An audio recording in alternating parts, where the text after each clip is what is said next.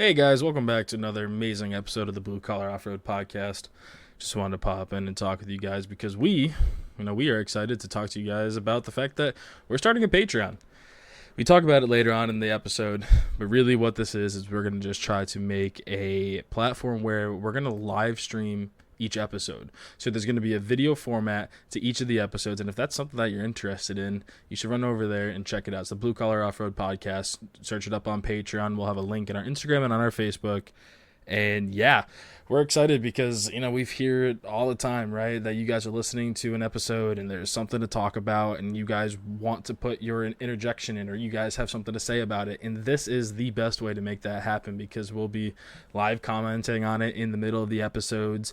We'll be doing all that. You'll be able to see us interact through a video format. And yeah, if you guys are interested, please feel free to go and either check our link tree on Instagram or Facebook, or just search us up on Patreon. Enjoy the episode. Hey, welcome back to the Blue Collar Off-Road Podcast, episode 222. I'm Graham. I'm here with Luke, Richie, and Cody. Actually, is Richie here? I haven't heard him yet. He is here. He's just on the talking shit, you fucking ass. Well, okay, I guess we're starting this one with a bang. Anyways, those are the four. But we have Eddy Kemp and Curtis. I don't know why it's because her name isn't in your fucking username. We have Hackbar here as well to heckle someone, I guess. I don't know. I don't think Curtis is doing anything on his rig, and since he cut it up in a million pieces, but Eddy put new legs, new hips on his. I don't know what are we calling your buggy? It kind of looks like it's such a crazy chassis. I feel like it's not conventional at all. I'm sure you can describe it better than I can. You'd have to ask Frankie what the appropriate name is for it. I think it's the grasshopper or something to that effect. Okay, that checks out. It does kind of look like a grasshopper. It does have that stance. I think it should be called the Mullet Mobile. The Mullet Mobile. It makes me wish I still had long hair. I'd totally rock a mullet. The front is just so. Did you cut it down though with the Rockwells, right? Did you change anything up front? Yeah, I pulled the front in. I don't know, probably 4 or 5 inches, and I cut the lower frame rail and moved it up. I think 8 inches was what it officially ended up being. So I've changed it up a little bit. It's not as long as it was, but it's still very mullety. Yeah, she's still long. Yeah. It's just the way the chassis is made. I don't know. It's kind of an oddly built chassis. It's not as the motor's way out in front of the firewall. Yeah. Instead of like right against the firewall, like a lot of the newer style buggies are. So it just makes it odd. It seems like it works pretty well though. So, it does well. Yeah, it's long and lanky. It's not as long as it used to be. Whenever I did the Rockwells, I'd shorten the wheelbase up 4 to 5 inches and lowered the belly close to 2 inches. So it's a little shorter and a little lower than it used to be. So it's slightly more proportional now. What's the wheelbase on it now? 121. All right, that's still long, yeah. What was it before? That's still longer than mine. Jesus Christ. It was like 125, 126 before doing the Rockwells. Damn. Now, what made you put the Rockwells under it versus, I don't know, what's everyone doing nowadays? Fab 9s, or something more conventional. Cost-effective rear steer was the biggest contributing factor. Okay, makes sense. I actually had a 14-bolt rear steer housing built. It was just going to cost. I still needed close to $7,000 to get the housing built and under the rig. Jeez. And I have way less than that in both of the Rockwells and all the shit to put them under it. Yeah, I mean, how much can you pick? I've never even looked. What is a Rockwell like? What does that generally cost if you're just going to pick one up in okay condition? You're going to need to do some shit on it, but it's not like. For what I found, a steer axle's between like $200 to $2,500 for a steer axle, and then a drag axle is usually $1,000 or less, just because they're not quite as desirable for most people. But I actually got lucky and found 2 steer axles. The guy had 2 brand spanking new, still had the military paint, tags, tie wire, and everything on them for $3,500. So that's not a bad deal. Jeez. And do you have to gear those? Or are they geared low enough from whatever they're supposed to be in? They're 672 geared factory. Okay, so you don't need to do anything. Yeah. Nope, not at all. Put a spool in them, and that's about it. Did you mohawk them? I did. I did the front before I took it wheeling, and I didn't have time to do the rear before I planned to take it out the first time. I actually just did the rear about 2 hours ago, so finally got around to doing that. Is that like a diff cover, basically? That does it get welded on, or does it bolt up to like the bottom? I've never really fucked with Rockwells, so I have no clue about them. It welds on. It's just got like a factory, like a bird bath looking thing on the bottom of it where all your gear oil sits, and you just cut it off flush with the housing and just weld the 3/8 Mohawk on there. Wait. At the risk of something stupid, what is the Mohawk? It's just a shave. It's kind of like shaving a 14 bolt. Okay. Same concept. Yeah, you're just getting rid of some of the excess and making it a tighter fit, and gaining some clearance from it as well. Okay, that makes sense. And also adding a little bit of strength too. Yeah, it does. You don't have like a thinner piece of metal there. Yeah, and it's I'd say the factory stuff's probably 1/8, maybe 1/4 on the big side. So I mean, it's not super thick to begin with. And then when you mohawk it makes sense. Yeah, you go from maybe 1/4 to 3/8. And so yeah, it definitely adds some rigidity to it. I've already dented the shit out of it just from wheeling it the few times with the factory bottom on it. So I was like, it's time to do this. I'm kind of curious. How much more do you enjoy having rear steer now than you did before? Dude, I don't know if I could go back, honestly. I've gotten so used to it now, and I use it constantly. That's one of them things I paid for it. I'm going to use it. Yeah. What's the learning curve on that? I've heard like mixed things about like getting used to that. It seems like you haven't had it together for too long, have you? So clearly you already got it all sorted. Yeah, I've only had it for 3, maybe 4 rides. The first ride was definitely a big learning curve.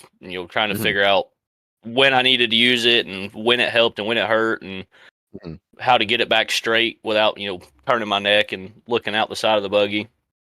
Oh yeah, because you probably don't have any sort of return to center back there, do you?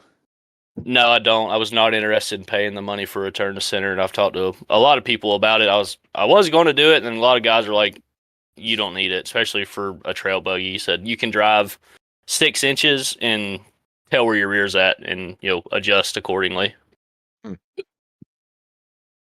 Have you ever messed that up while you're on a trail, like when you're on an obstacle? Where you just end up sending it the totally wrong way or way too much or anything like that? Yeah, there's a couple of times I've had to catch myself, overusing it, like, in spots that it isn't needed. Like Sydney's told me several times, like, stop using the rear steer, just drive. Great advice, to be honest. Overcomplicating the fuck out of it. Yeah. I've caught myself doing that a couple of times, but I think it definitely helps more than it hurts, but it can fuck you up just as quick as it can help you.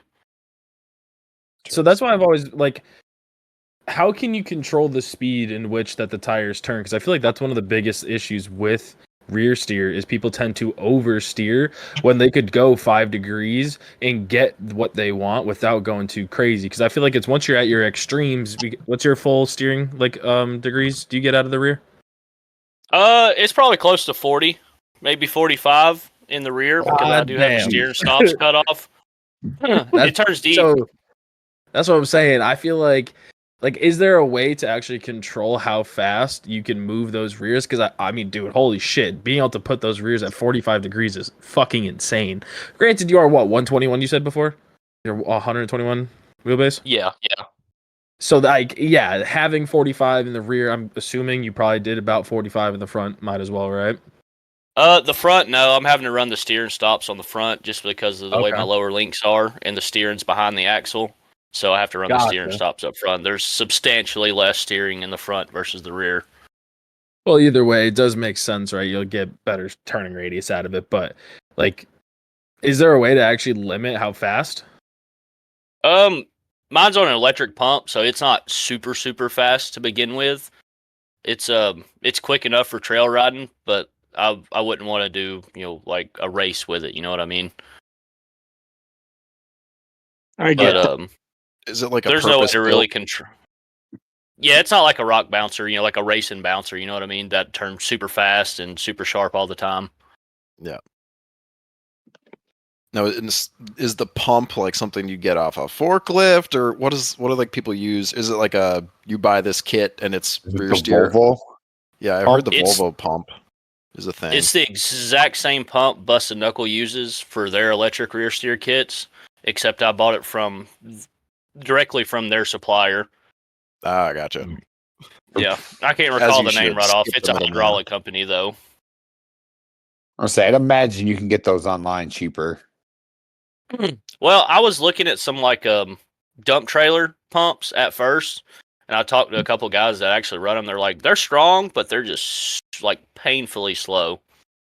Oh, So I got to doing a little research, and I was like, hey, I figured out who supplies Busted Knuckles kits, and I've watched some videos on them, and they move fairly quick, quick enough for what I wanted. So I just figured out who made the pump and called them directly.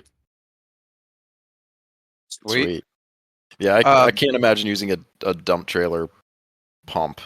That would be very slow. Depending on what it was, for depends. sure. Yeah. Especially like a 10-inch Ram, it would be super slow. But if you're doing it on like a 6-inch Toyota axle Ram, it probably wouldn't be bad. No, not necessarily, because if it's designed to do because a lot of those fucking dump trailer pumps, I mean, those are massive Rams. Those are like 4-inch fucking diameter Rams, and they're extending over. I don't know, fucking the one that I had back in the day was like an 8-foot extension. So if you're getting one that's designed for that size, it's gonna push a fucking 10-inch 2.5 with fucking ease. Yeah, like Or the 3.5, PSI's depending there, but the GPM's not there on those mostly. Yeah, that makes sense. Wouldn't that Their be back? No, that would be I feel like it'd be the opposite, because if it's designed to push more for a larger cylinder, wouldn't it have more GPM? yeah, but it probably has a pretty low, because you're not wanting to throw that trailer up in an instant. You're wanting it to take a while. You have high PSI, but just low gallons per minute. High like pressure, torque low versus volume. horsepower. Yeah. I hear what you're saying. I'm new into the dabbling of full hydros and things, but I was just trying to use my normal mind, like my normie mind, to figure it out. Yeah, for reference, my pump's close to 3 GPM, and like a dump trailer pump you would get on Amazon or Viva or something's like 1 to 1.5 typically. Oh Jesus! Yeah, so you're significantly cutting the performance. side. Huh? It's on the slow side. Yeah, for sure. I gotta ask, what's your take on the 672 to 1 gearing? Because that's got to be pretty low with the Atlas you got in there. Oh, yeah, you have an I Atlas? was. Yeah, I have a 4.3 Atlas. Oof, that's rough. I'll be honestly, I was super concerned with it at first, but it actually gave me back the ability to use the high side with the axle gearing and the 1-to-1 on the high side, so I can actually drive around on the high side comfortably without stalling the piss out of the converter all the time. And on the low side, it crawls phenomenally. Sweet. So it actually worked out really good. I was very concerned about it at first. I was like, dude, this thing's going to be painfully low, which it is still super low, but I can travel around on the high side if I need to, so it works out good. Well, and the other thing, too, is I'm assuming you have a manual valve body in your rig, too, for your transmission. Nope. So you can just... Oh, you don't? Stock valve body. But I have a ratchet shifter, so I can still, shift it 1, 2, 3 if I want to. Yeah, so you still have the ability to be able to command a different gear, command third gear if you're in 4-3 and you need some wheel speed that you just can't get when you're in low or high range. Correct. I can bring it. I can pull it into third, and it'll take off in second, just because it automatically wants to take off in second with such low gearing in it. And before the tires really start spinning, it'll catch third. So I mean, I can bump a ledge in third without giving up any space, pretty much. Cool. I'm surprised that didn't end up being lower, but I guess the 43s end up making up for it as well. Or did you go bigger than 43s with the tire? No, it still has 43s, and it probably will. I've thought about doing the 47 boggers, but I don't know. I don't see a need for it. You don't want to be cool like Senior? I don't know. I want to see him in action first. I've got a guy that wants to try to trade me his 47s for my 43s, and I've thought about it pretty heavily, but just haven't. If we're talking about the same ones, the one that Senior has, those things are absolutely freaking phenomenal in person. I can't believe you can literally. They're kind of like my Treps were at first, where I could grab the lugs and you can pull them over into each other. Yeah, that's almost too soft to me. Like they just fold over versus actually gripping something. I did not really see him. See, and that was the weird thing, is that's what I thought was going to happen too. And on a lot of the stuff that he did, having that little bit more horsepower, it didn't really matter because he could literally wedge an entire ledge inside of the spacing between the two, and to just grab and just shoot him right up something. That's kind of interesting. Shot. Yeah. Well, I mean, hell, them things are as deep as a beer can almost.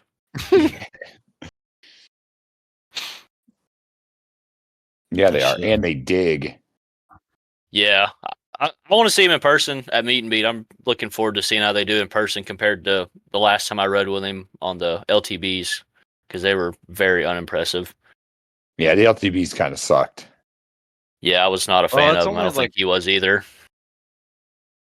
The Meet and Beat's only, what, a month away right now? Ish. Yeah, 4 weeks-ish. I got the vacation time off, so I'm excited for it. I'll be there.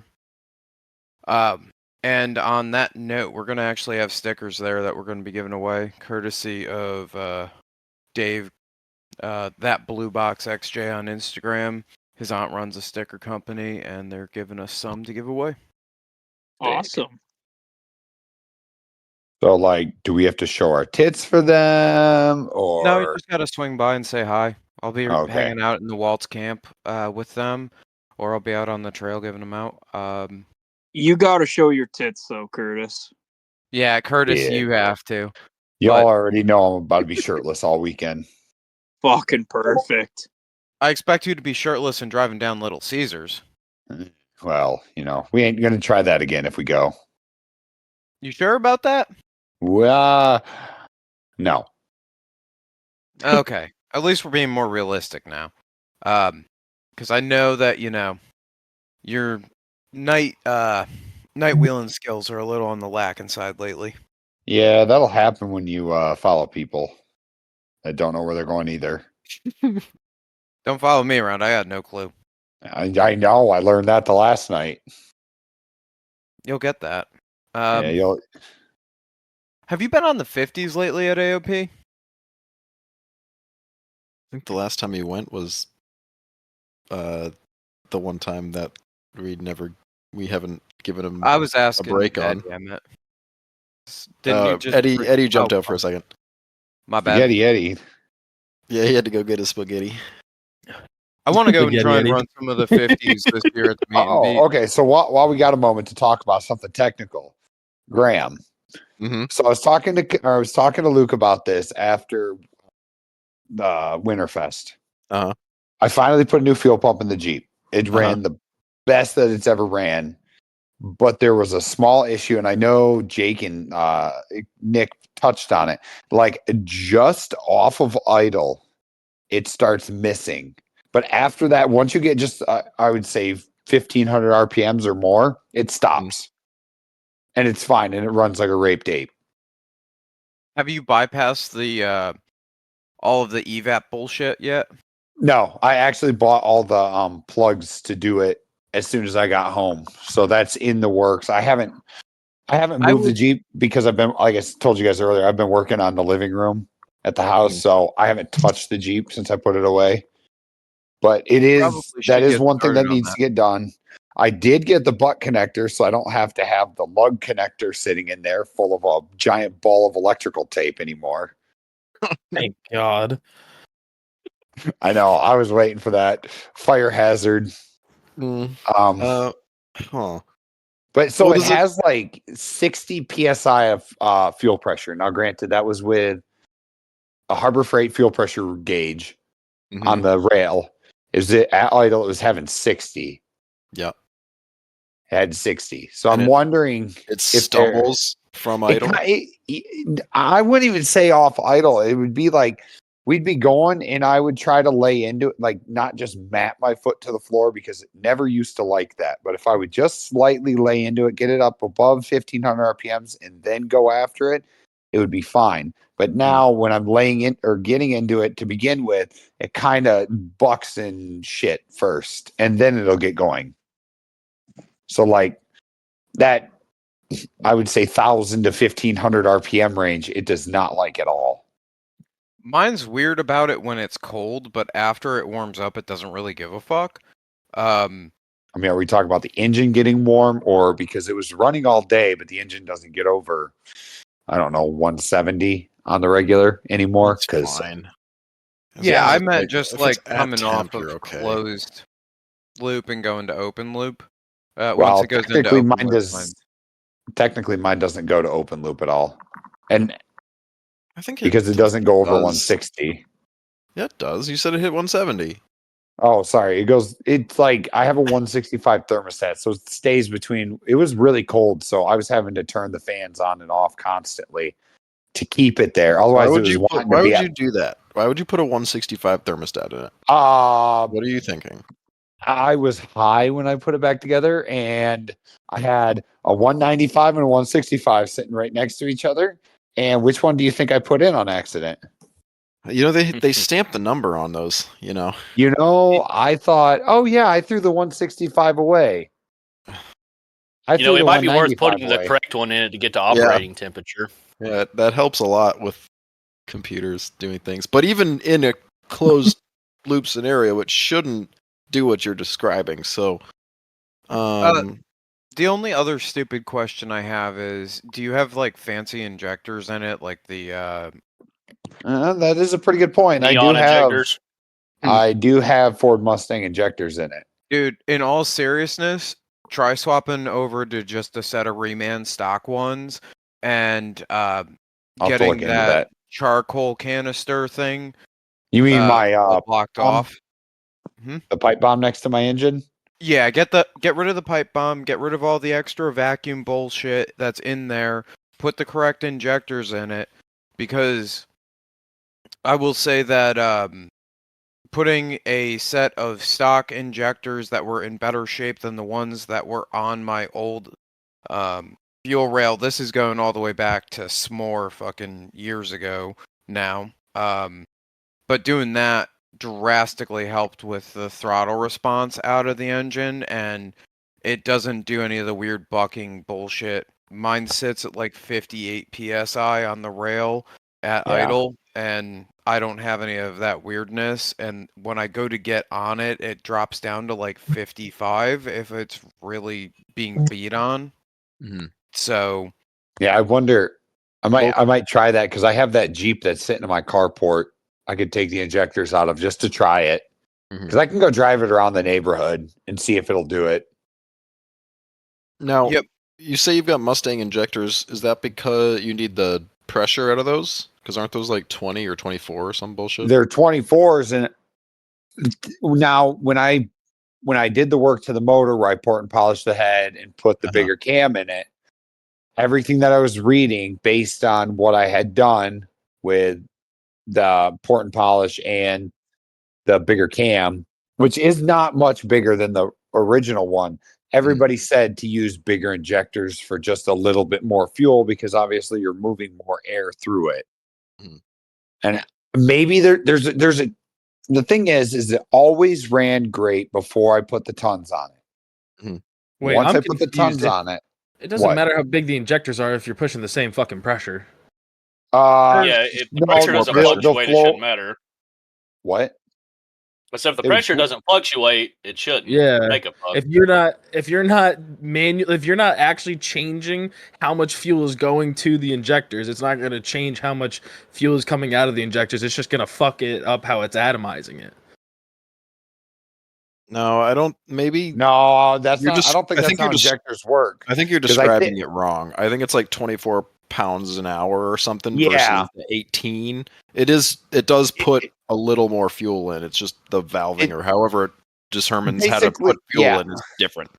The orifice running through it is a little bit larger, so it moves more fuel at the same pressure. Does that make sense?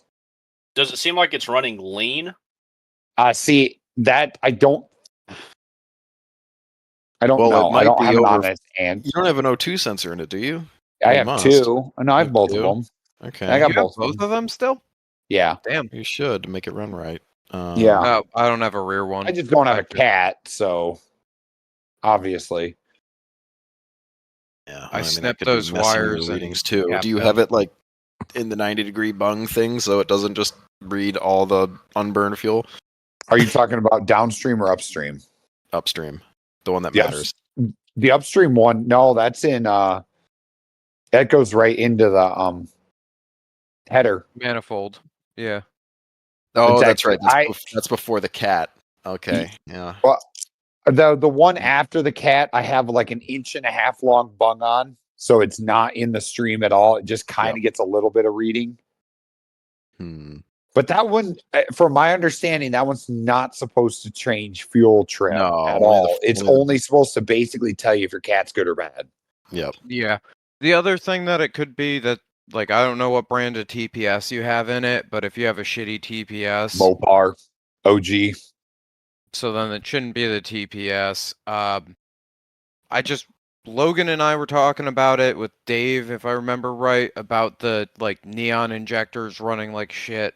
Has been Logan's experience. I've known a couple of people that have swapped in the 4-hole injectors that are supposed to atomize better, but then they end up running into weird stumbling issues and shit like that. So Yeah, and something else I thought about, and I forgot that they had said this when I built the motor, because I followed a build on Pirate or Naxia, one of the two, basically one of the two. And you know how my Jeep does not redline at all? How it starts floating springs. So I have dual rate springs in there, and I found out because I went back and looked at it because I'm trying to figure out what's going on. Those dual rate springs, you're supposed to change the red line and lower it down because they start floating a lot earlier. I'm like, oh, okay, that makes a lot of sense. Why I never hear. Yeah. What year is that motor? Oh shit, 97, 98. Okay. 98. That would so that's a distributor spark plug still. motor, not a coil pack motor, right? Yeah, it's still distributor. Wonder if your timing's a little dumb. There's a chance of that. You can say retarded, by the way. You don't have to say dumb. It's okay. That is fair the enough. technical term. We are allowed to use over here. technical terms. I would definitely try advancing it a little bit, though. I don't know if I don't think I can. No, I don't you think you have. I think they're you have kind of correct? set. Yeah, you have correct or incorrect. You You either can have put it in correct two or ways. one tooth off, which is I think there's 13 teeth on them. I don't know. I don't have one. I just plug the coil in and I'm done.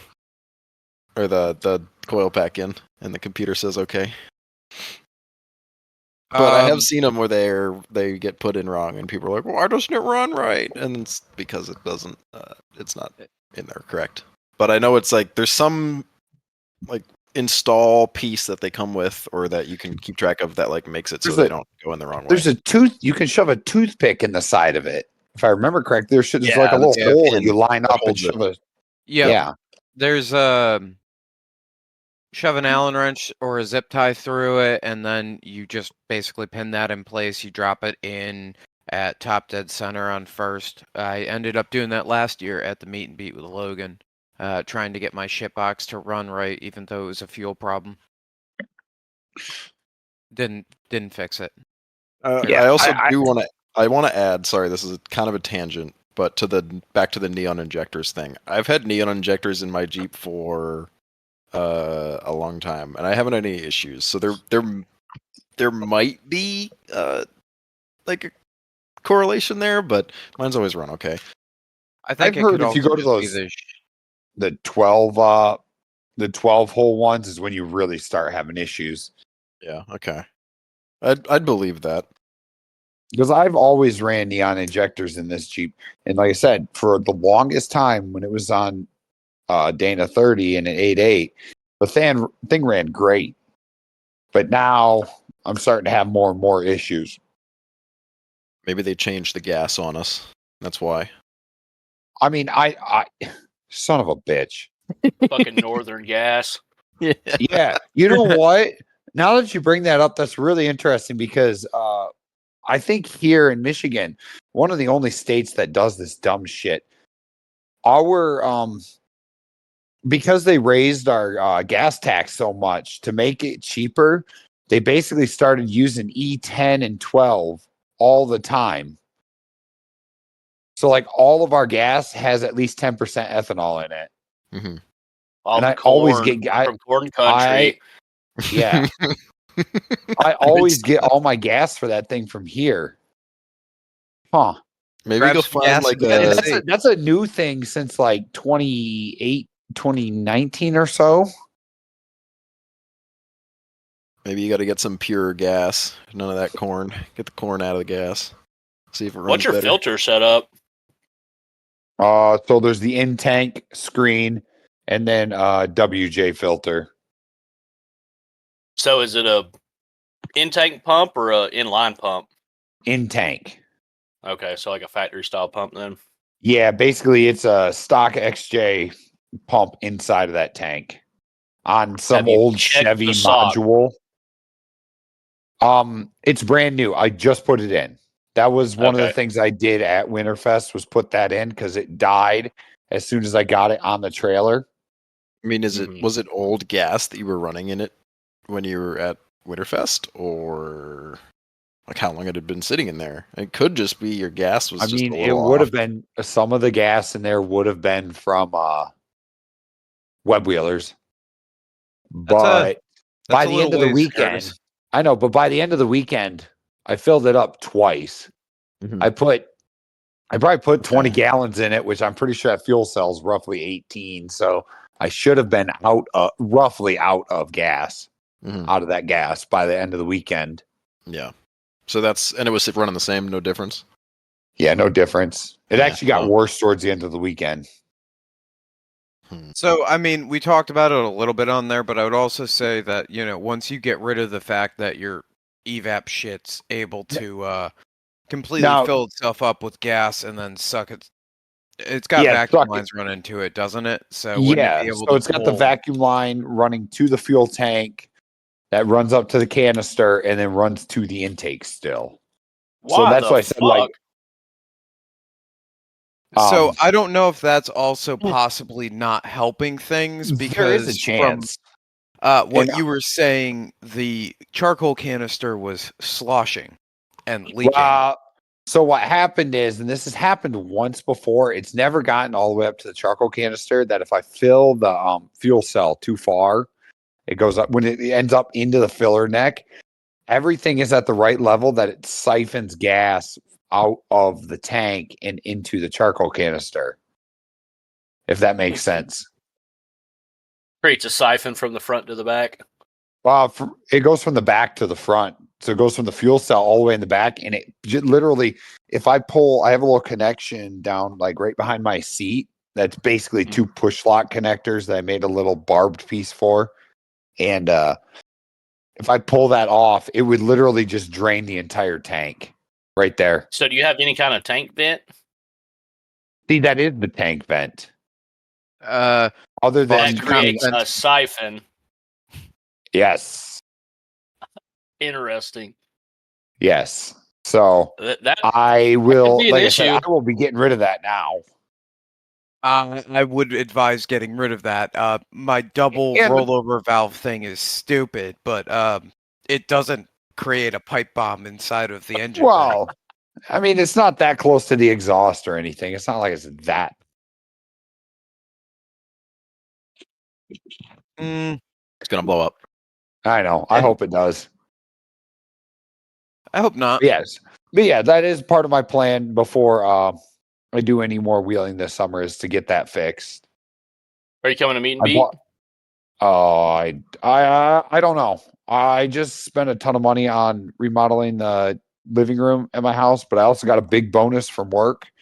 So I got to figure out if I have money to be able to go. Well, it would be nice to see you down there. I know. It would be nice to be able to go, but I doubt it's going to be able to happen. That's fair. I mean, rumor has it that you're being a bitch and skipping web wheelers, so I'd like to at least wheel with you once this year. Rumor would be correct. So Hey, we talked about wait.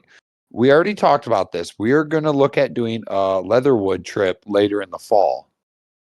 we did So talk you will about get to that. you will get to wheel with me if we make that trip happen. But the problem is you having to make a trip happen. No. The problem is you having to make a trip happen. I'm down no, for no. it. Doing more You got to wheeling. make this happen.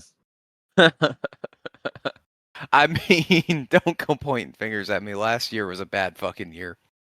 This year is not going to be that. I'm trying to throw everything in the next weekend that I'm off, and then be done with that. I got to place an order with Joey for headlights. I'm going with the aux beam round ones because I'm stupid and I want them in yellow, and I think it's cool and dumb at the same time. Are you going to put a round light in a square hole? No, my Jeep's just completely fucking destroyed. I dove nosed the fuck out of it. I chopped like 9 inches out of each side, and it looks I like thought you an still had a alligator header right panel. No, he does. Oh no, I have just to the cut it middle. up still. I haven't do. cut it up yet. I have one, okay. but it's all cut up. Like I basically have the slots in the middle, and that's it. Yeah, I'm planning on, for mine, I'm just cutting the grill, zip tying the grill around the winch, and putting the header panel up there even with the hood, and then I'm going to chop up another set of Jeep fenders so that way I stop having that hood line that's kind of ugly. That's Fair not enough. gonna help it. It's still I gonna be say ugly. just cut it all off and tube everything. Don't tempt me. I fucking want to go and do something stupid like that, but I think that I'm probably just gonna cut the front and move it back a little bit so it sits closer to the hood, and leave it there. But I need lights before meet and beat, and I'm not going to chop anything up on that Jeep. You before don't meet need and beat. lights. Just ask Logan for a light bar rental and zip tie it onto the bumper. Graham would know I've what got a that's like. 40 I've got a 40-inch light bar, or might not be a 40-inch light bar. That might be the mounting width. It That's might be way a too 32. big. You don't need that. You need like maybe 12 inches. I don't remember. It came off of the Jeep. It's going behind the grill on the Commons now because it's too wide to fit in the like little stinger area I have built. So that's why I'm ordering stupid lights and gonna call it a day there. I'm probably gonna weld on some tabs real quick to mount up a pair of rock lights facing down like I had before inside of the fender, but this time it'll be off the shock hoop, so hopefully it won't be as restricted. How big are those lights you're ordering? Are they like Baja style lights, or They're gonna be Like- 7s, so I'm putting a 2 7-inch. I think they're the 240 watt, so they're That's fair. beefy. It's gonna be and bug-eyed. yellow? Yep. I dig the yellow. I think it helps so much at night. I just kind of want to Really? get that race Jeep look going. It's stupid, but eventually I want to unfuck the way the nose looks. and like have it actually look kind of cool. You know, Why do you think the yellow helps at night? I think it gives it like more depth instead of just a white light. Like it doesn't reflect as bad and doesn't seem to shadow as bad either. Yeah, and then I want to put a big light bar off of the top of the halo, but that's down the road. Right now, I just want to fucking get lights on it. Just fine with those 2 lights. Yeah, or if not, you know, grab a set of those like DCFs. No, not. Oh, what the fuck is that? What are you looking for? The lights that Rob sells. DCS, yes. DCS. Right. Okay.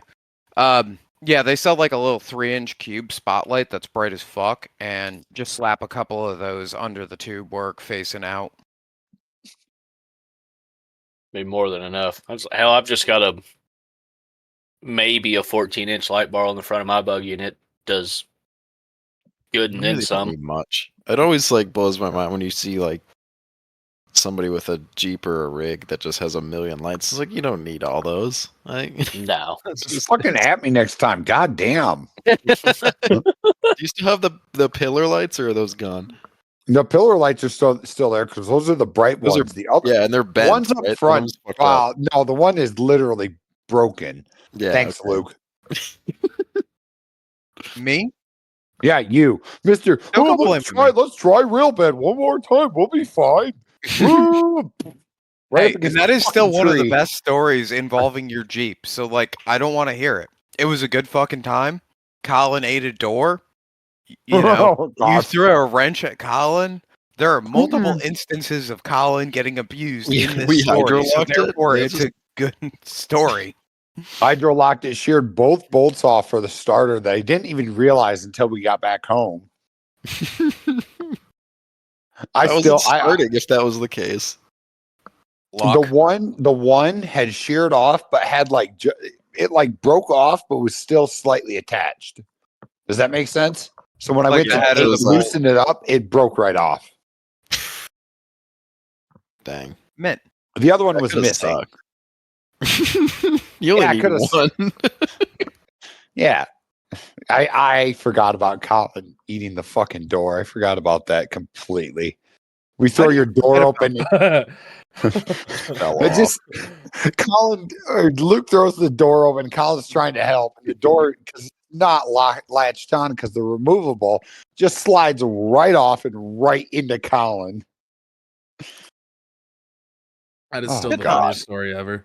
I wish that would have gotten caught on video.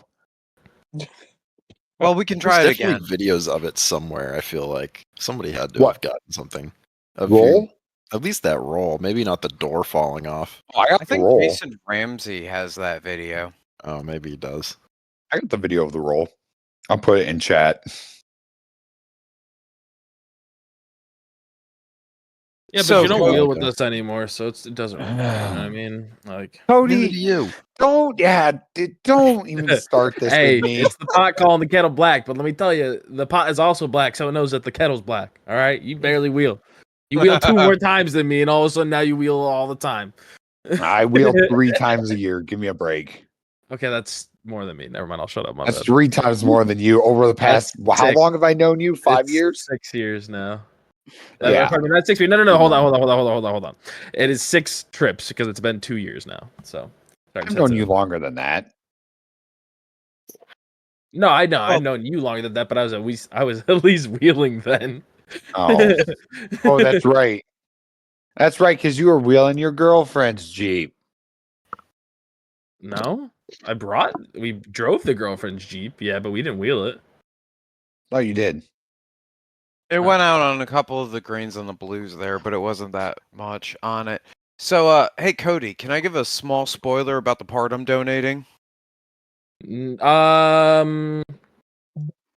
Not really. I want to kind of keep that under wraps until it's done because I've talked about a whole lot about what I want to do and what I'm going to do, but haven't done a whole lot of it. So I want to keep it under wraps till it's actually done. He doesn't want everyone to be disappointed when it doesn't. Exactly.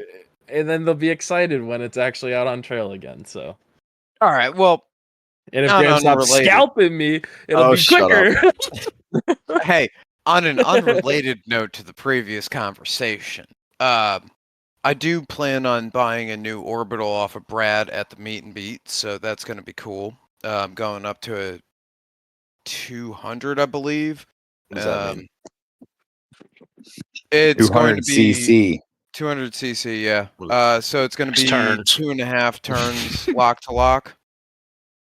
So that should be a bit more fun to drive. What are you at now? I'm at 4. God. Holy shit. School Yeah, bus so- Row over in the fucking boat. here. Yeah, so I'm Like a 10-inch rowing. ram, I'm at 2 3/4. So the math said that I was supposed to get 3.5 turns lock to lock or 3.75 turns lock to lock. I forget exactly what it was. The factory XJ is supposed to be like 3 1/4, so I didn't really think that was going to matter much. And then I got an orbital that's probably on the slower side compared to like where it needs to be or like where it's spec'd at. It's just a cheap Chinese orbital, if I'm being honest. So like, it wouldn't surprise me if it's not flowing what it's supposed to. And it ended up at 4 turns lock to lock, and it's fucking slow, dude. To go and like make a minor correction, I'm using 3/8 or half a turn of the steering wheel. So I'm like sitting there constantly rowing that fucking boat, and I'm just kind of over it. If I had like a 6-inch ram, it would end up at like 2 3/4, I'm betting, which would be kind of fucking perfect. But I have an 8-inch ram, so here we are. Yeah. Yeah. A 200cc on doesn't- an 8-inch will be quick. I'm going for fucking quick at this point because I've had fucking slow, and I'm also probably going from non-load reactive to load reactive. I believe that's what Brad said he had in stock. Oh, I'm I don't sorry. know if you're going to like that. Yeah, I'd prefer a non-load reactive. That's just me though. It's- I'm not unhappy with the non-load reactive. If I can get a non-load reactive, if he has them, I'll take it. But I'm planning on trying to get out at least once a month for May, June, July, all the way through to basically October. I spent way too much time last year working on the fucking rig. I'm spending way more time this year using the fucking rig and trying to break the fucking rig. Well, then you're gonna Don't be a working on it Joey. if you break it. I'm not trying to be a fucking Joey. I'm over fucking working on it. I bought the 35 splines. I bought fucking lights for it this year. That's what it's getting. In the like dead of August or July, I may end up running up to Shop Kids and either doing some more tube work or slapping a front 4-link under it, but I'm not really trying to go fucking crazy on either of those. And the only reason I would consider slapping a 4-link under it is because I have to rebuild the fucking all the fucking links. They're just not happy. They're the original links that I put in the rig 6 years ago now. They've been rotated enough times that they're a nice little old S. It is what it is. I'm Do just gonna aluminums. replace them. Nope. Yeah. Fuck you. No. It's No, getting do fucking. aluminums. Do aluminums. It's keeping the square links. That rig's had square links since day one. They don't They're last not that going long. anywhere. They I last mean, like they've lasted as long as his rig has been on them. Graham, That's pretty yeah, but good. Brad- for for 7 maintenance. fucking years. my lower links in the Maintenance? front are already bent. What And it's only maintenance, been Graham? 2 years. Okay. You just have that weird anomaly, right? We already know that you have bendy fucking lower control arms. We've already been through it. You rebend them, but I don't know.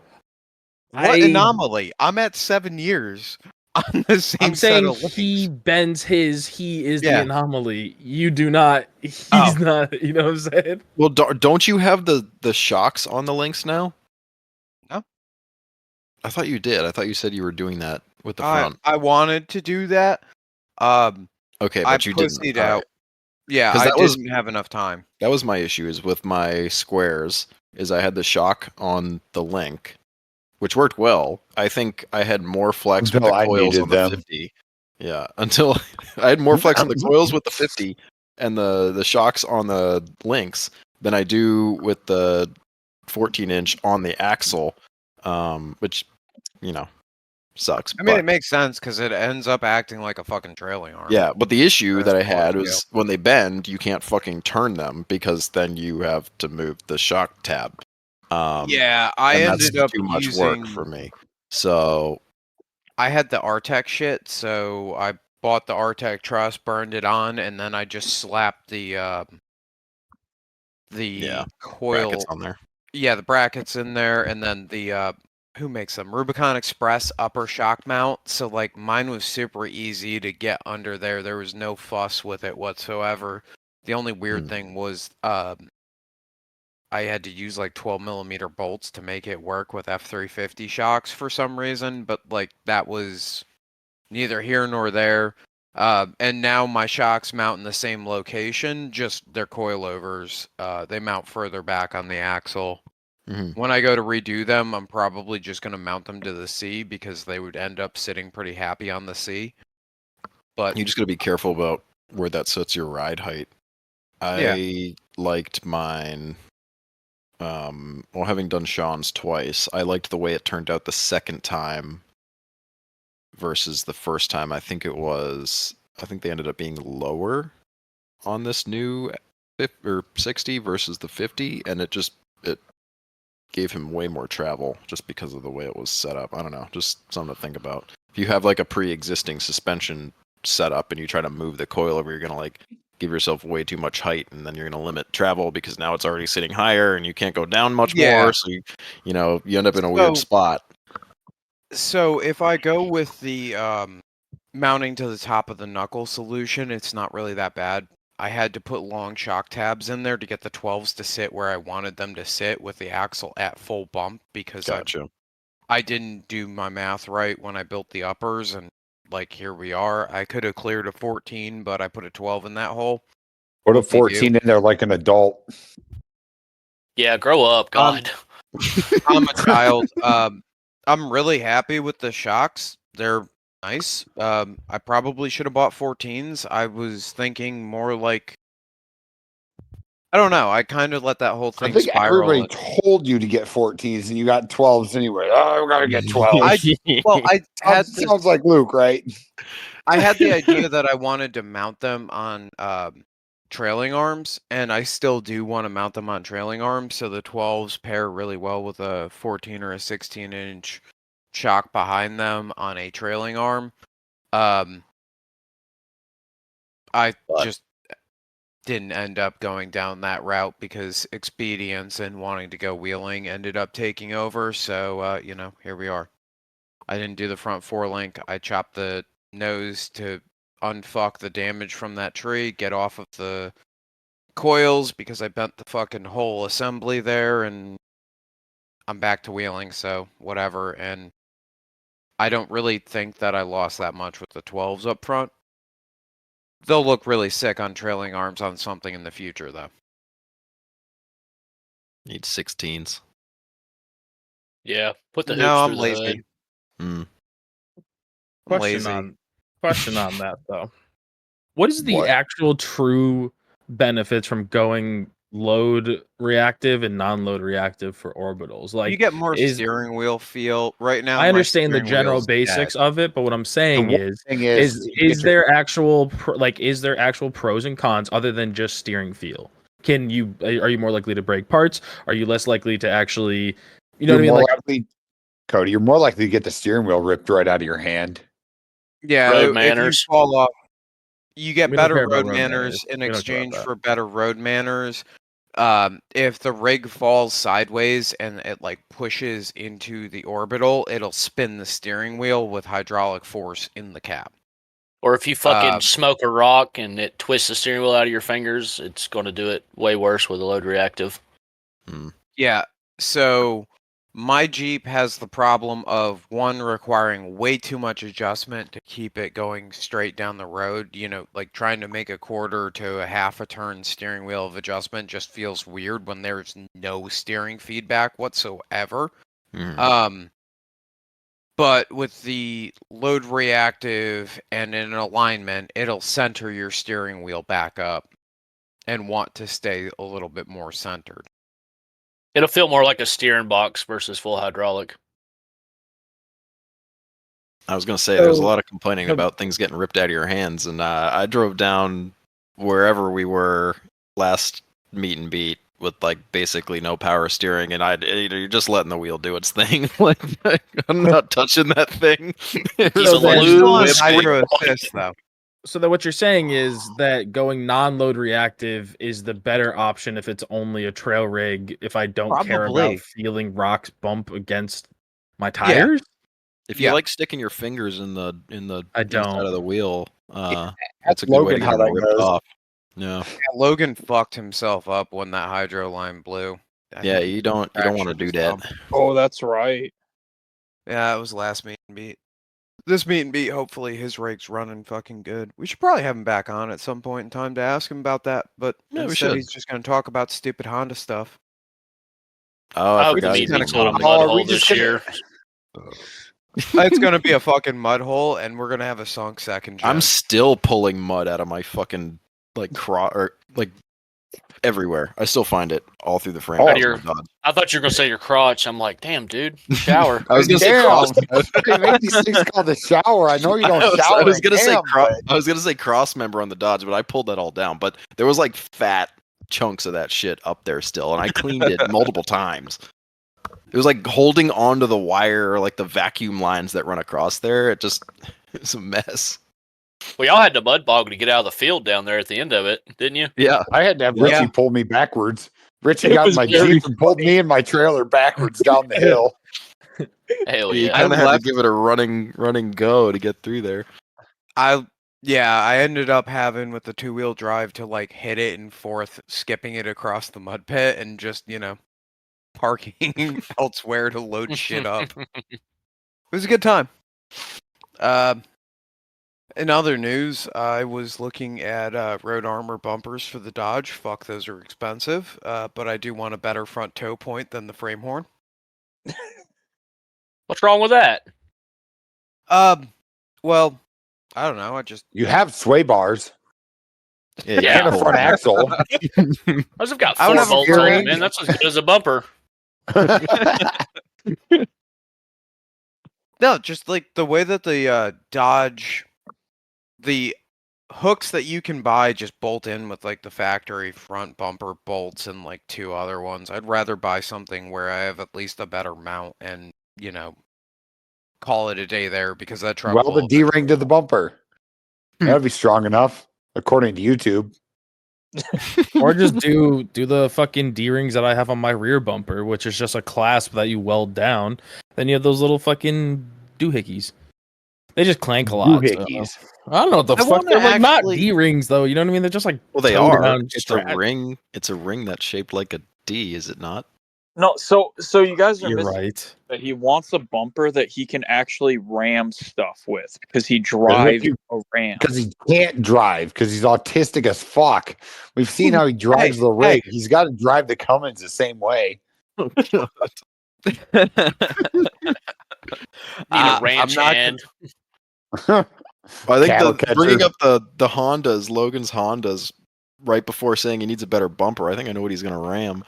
I will say though that Luke's fucking just Honda pissed. that Logan's working on is fucking. It was fast as fuck before he blew it up, but it kind Well, of blew yeah, up real when quick. you don't turn on the wastegate, it's going to fucking blow up. What did you expect? Well, it's not gonna go as fast if it has a wastegate. I'm not the one that expected anything.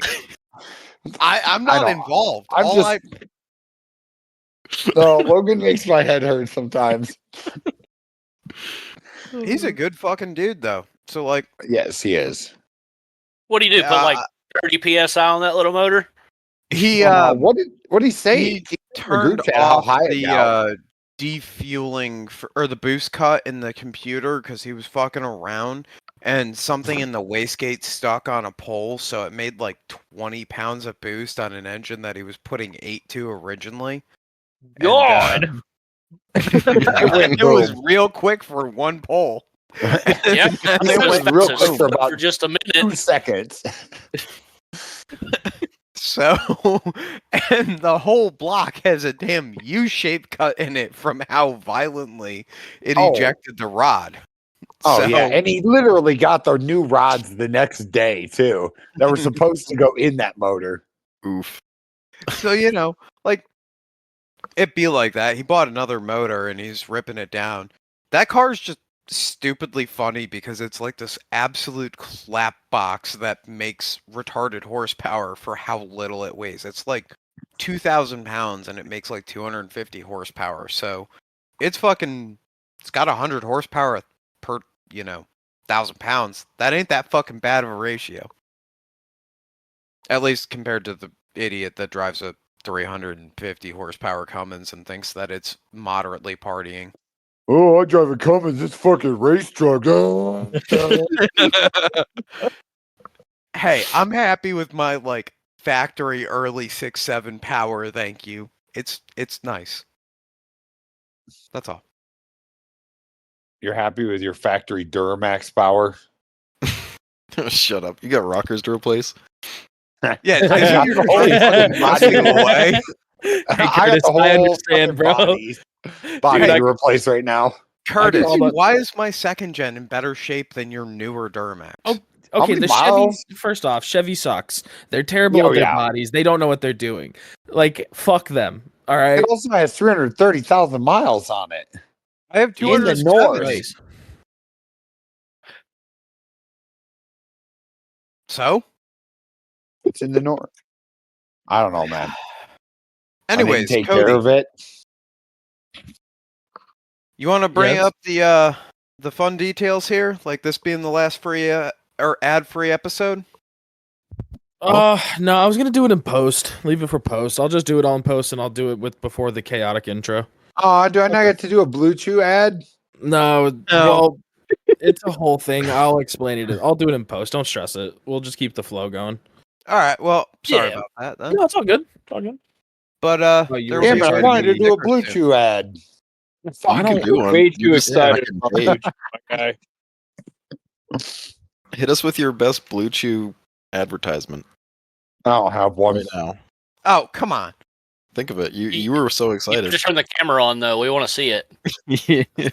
I want to see how long it takes. You got to get an understanding how the product works. Blue Chew, good to go in 30 seconds or less, just like you. Done Hey, I before it turned even my gets camera there. on for that. So, Good to go. Or yeah, Blue Chew ready to go in 30 seconds. It takes another 30 seconds and you're done. What do I do Best for minute of 5 your hours life. now? For the next 5 hours. you talk Guess to you your could doctor at Tie a 6. towel on it or something. I guess you could dry the towel, just hang it on there, just walk around with it. Coat rack, hat stand, whatever. It's like one of those coat racks that Sam makes. Yes. Well, Yeah. The on Big that Dick note- Jim. I have one of those. I I gotta put do it up too. somewhere in the house. On It that used to be note, my though, hat holder. Sam, Now it is a coat holder. I talked to Sam the other day. Willoughby Metal Works is up and running, but he's not doing any automotive stuff. If you need something plasma cut, though, go hit him up. Yeah, I seen you was moving into a new shop. Yeah, finally. He's been through some trials trying to find a place and dealing with bullshit jobs. We should definitely try to coerce him back on. I know he's technically he's been on. I don't think we've ever actually aired an episode that he's talked on though. It'd be fun to have him on. I'm pretty sure we have. We had him on. The episode had that bad reverb sound to it. It was like all So- fucked up. It was a Yeah. shame because it was a really good episode. Yeah, he's Oh, part of that the. I'm kind of curious because I haven't really talked to him. I've really been curious what's been going on because I thought he was working for some place that made EDM electrodes for Glocks. I think it was. Their Glocks are like 1911s, and it seems like the building that he was in is the same one that he's setting up the plasma table in. But So we can from talk what about I this off air. understand- What I understand, he's renting out a bay there, and that's where he's doing that. And So he's it's helping not out quite on the that. other side. It's not quite that because I've been talking to him. He was working, and I think he is still to an extent helping the machinist guy who owns the building, rents the building, who had a bunch of shit in there. He was selling a bunch of the machinery out because the deal was he helps him out. It's an older guy, so he's like not doing as much work anymore. And Sam was helping him do that work and also get rid of some of these machines. When he sold the machines, it opened up some space for him to bring his shit in so he could work, and do his thing out of a part of it. I don't know if he's still doing... He must still be doing the machining stuff as well, because I did see some machining equipment in some of his stories. But I do know that there was, like, some bartering going on with that space and, getting stuff out. Because he was asking me if I knew anybody who wanted, like, flat planing machines. And I was like, I don't. No. They're big, heavy, old-ass machines, so... Yeah, big, heavy, old-ass grinders. Surface grinders. Yeah, that's what it was. Surface grinders. Yeah. I'm sure you could find a use for that. Somebody did. Yard. Somebody bought them all. I don't think scrap's worth nothing right now. Not here, it's not. I don't know about up there, but here it's not worth shit. Here. Yeah, it costs you more in fuel to take it than they pay you. Yeah. And that actually in use, they're worth a little bit of money. It's, kind of the quirk with heavy old machining equipment. I feel like nobody's got the space for it, but it'd be fun it'd be nice to have a lot of that shit for one thing or another. But yeah, I don't know, shit like that's kind of a niche thing. You've got to be really into it or needing it to own something like that. Yep. Well, that's good for him. That's good to hear. I should reach out and give him a call. I haven't talked to him in a while. I heard you got your hat before me, and I'm upset. Mine got lost in the mail. Mine got lost in the mail for like, I don't like 3 or 4 weeks. Like he texted me one day. He's like, "Hey, did you get your hat?" And I was like, "Nah." No. Come to think of it, no, I didn't. I kind of forgot. Honestly, I kind of forgot about it. And so he brought that up, and then like I don't remember. It was like maybe 3 days after that it showed up at my house. Because it had said that it was still in Maine. No. Maine? Connecticut. Yes. It said it was still in Connecticut. I was like, Jesus. But yes, I did. And my girlfriend got the hat, so. What kind of hat? It's just a beanie. Oh, okay. Will it be Metalworks on it? Does it have the Connecticut state outline in it? No. I think, what is it? So. It's like a goofy, I can't, it's definitely not as iconic as an NUF, I feel like, but yeah. I think it's good because it's not, right? He's doing, we should really have him on to explain himself, but like he's doing more like I want to say construction brackets and just like general fabrication. Like what he was doing, where he's doing those concrete bracket or concrete molds. He had a lot of fun solving those problems, and it seemed like it was, a pretty lucrative business. Yeah, he said he was getting paid really well for his time than working on automotive shit. Because if we're being honest, working on automotive shit fucking sucks ass. You run into that one bolt that eats 8 hours, and you're absolutely up shit creek. Yep. And, it kind of sucks to have to be like, hey, man, you got to pay the labor on getting this bolt out. People don't want to fucking do that. Nobody wants to pay 8 hours for one bolt. No, nobody wants to pay a lot of money for a depreciating asset, too. Especially a rock crawler. It's like this thing's I hope he figures out his rock crawler situation one day. He's still got the chassis and the Jeep. No. Yeah. Well, does he have the Jeep or did he sell it to? So. He posted a picture of it, I feel like maybe a week or two ago at the Overland place that he helped at. Yeah, he was at Bill's place. I think Bill bought it. It wouldn't surprise me. Or at least it's stored there. I don't know. Yeah. Yeah. I remember he posted a picture a week or two ago. You guys should try to have him back on. Yeah. He was fun as fuck to talk with, him and Bill. I'm really upset about that whole thing because it's hard to pin those two down together like we had on that episode. They were very complimentary and it worked out really well. Yep. But such is life. C'est la vie. Speaking of Jeep chassis, anybody else see Joey's old TJ? It looks like it's been sitting in the ocean. Yeah, it looks like it's been down next to the Titanic. Yeah, that's what he should have finished. Fuck that I LJ. don't understand how in the fuck Nick was able to pick that out of that. I would never have guessed that was Joey's chassis looking at it, because I looked at it, I was like, oh, that's a pretty good deal for a chassis. And I'm like, oh, maybe should I do it? Should I get some money together and go buy that? And now knowing that it's Joey's, I'm like, no. I don't know. He should have that was one of the better looking chassis, in my opinion. Did you see the picture? Oh man, I can't remember his name. Well, I don't know why. Big blue YJ buggy thing, 43s. Jason? No idea. Jason Grew.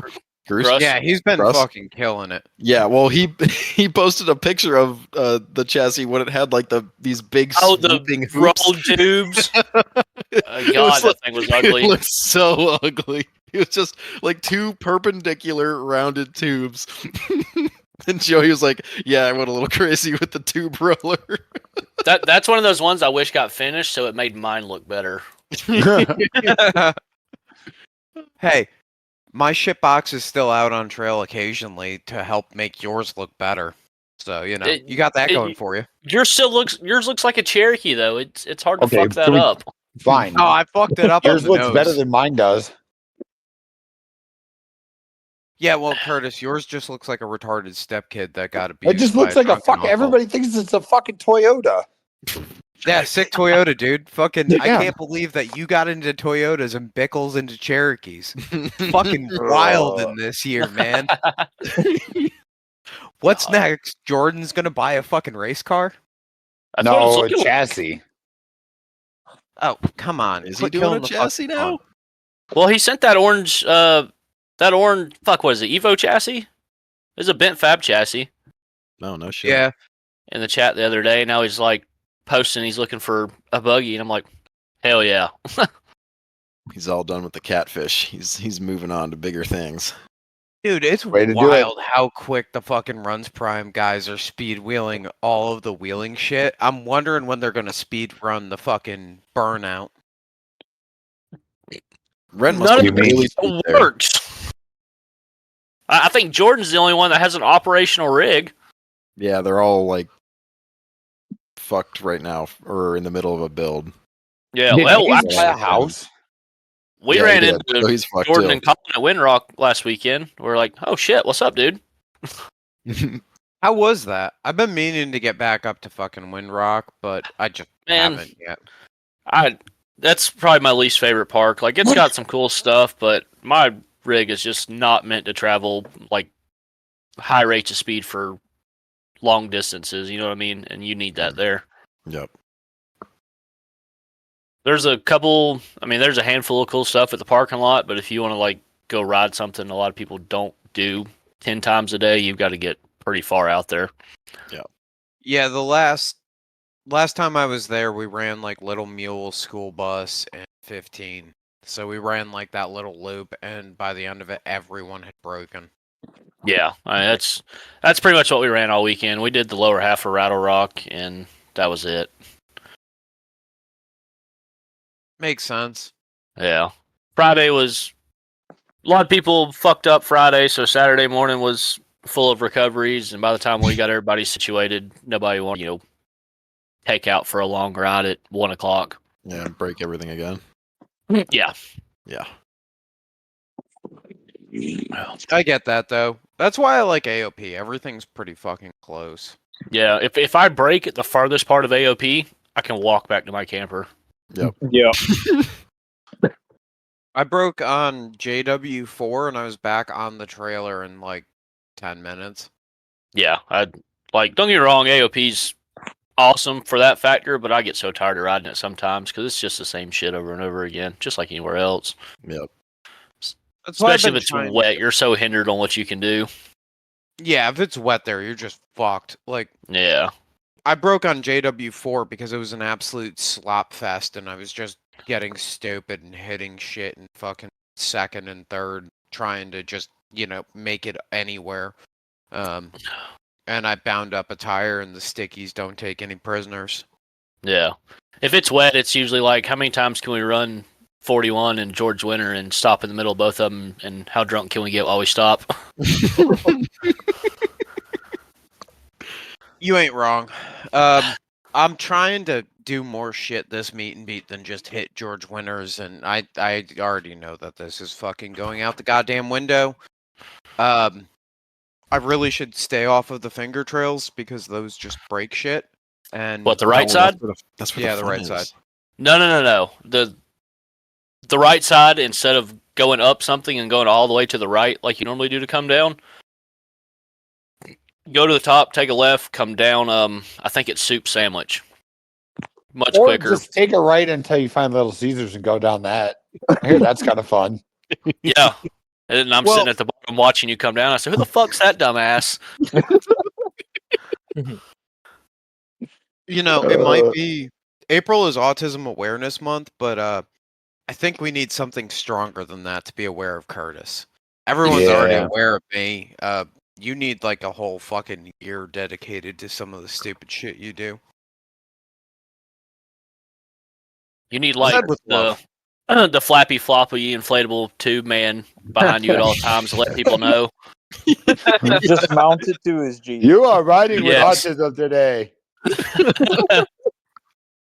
Hey, that's me. It's already spray painted blue in multiple shades, and it has an autism awareness sticker somewhere on it. Do they make Somewhere, miniature Do you have the versions puzzle of piece them? sticker?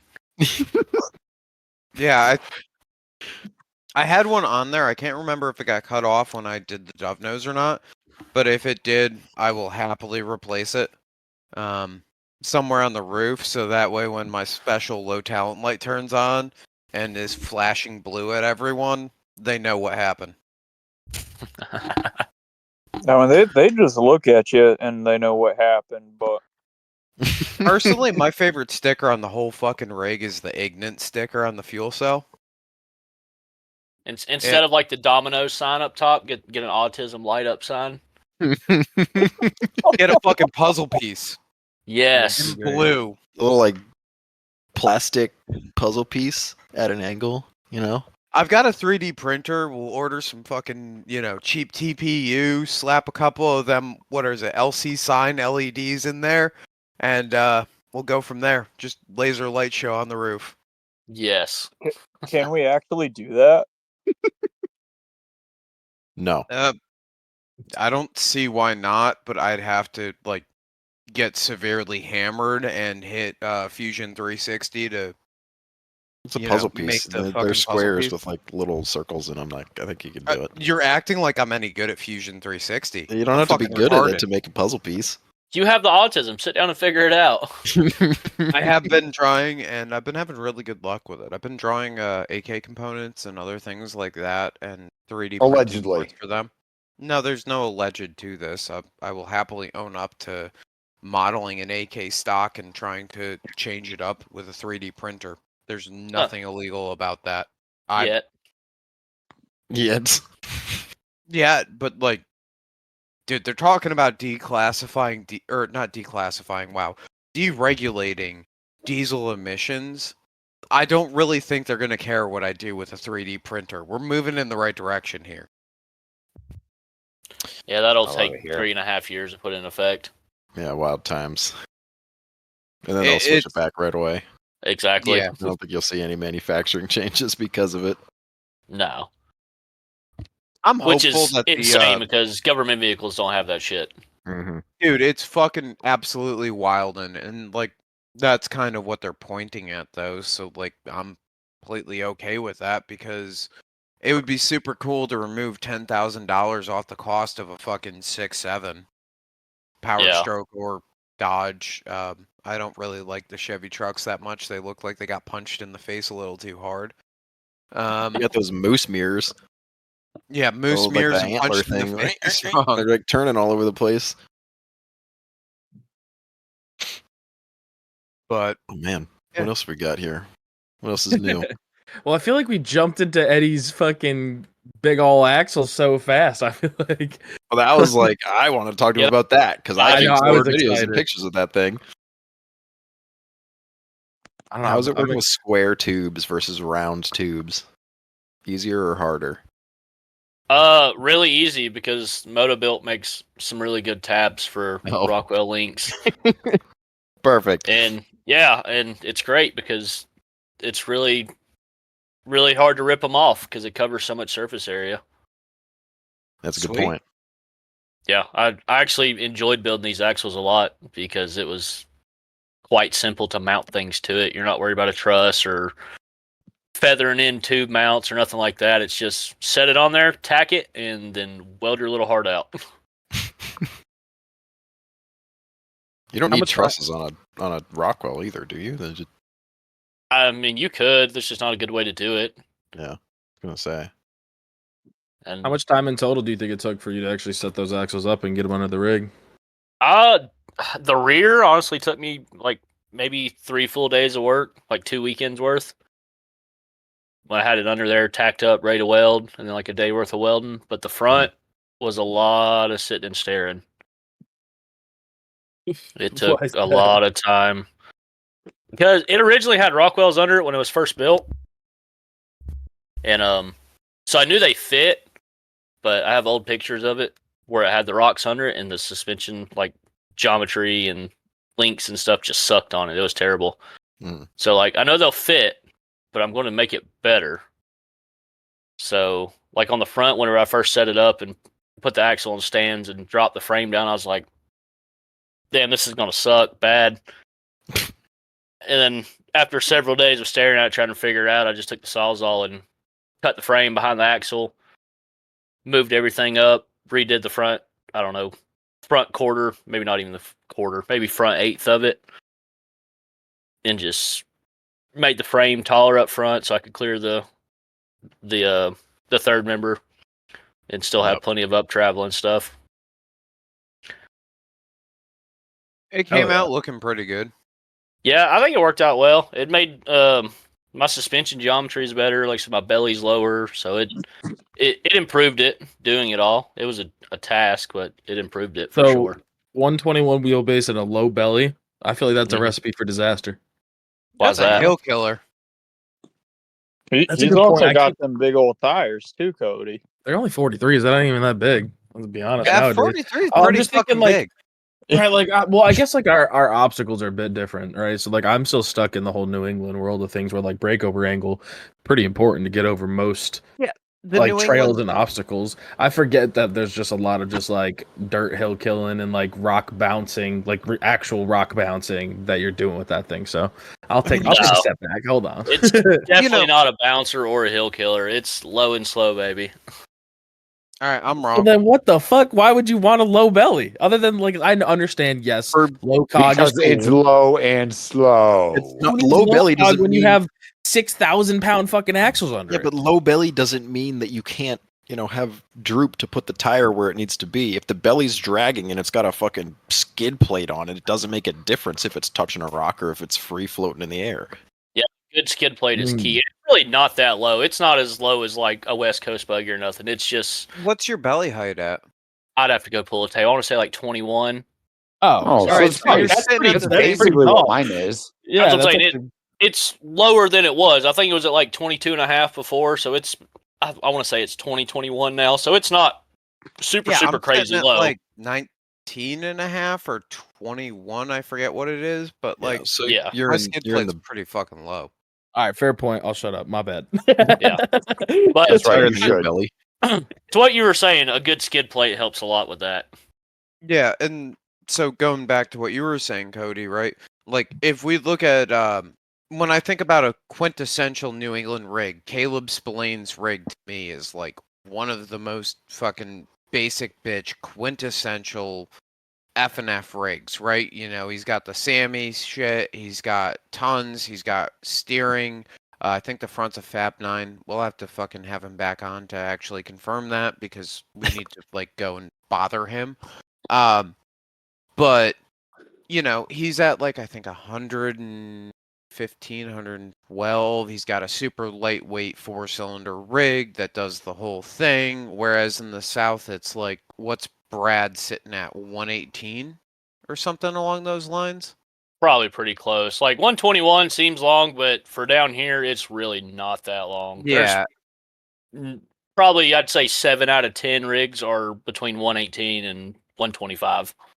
You know, I'm an oddball here with my 109.5. Like, I'm short. If I go up to 115, suddenly my rig's like basic bitch, normal fucking white girl Avril Lestrange jams down here. It's nothing fancy. It's weird because of how short my fucking rig is. What's Johnson at 115, 116 or something like that? Nothing's that long.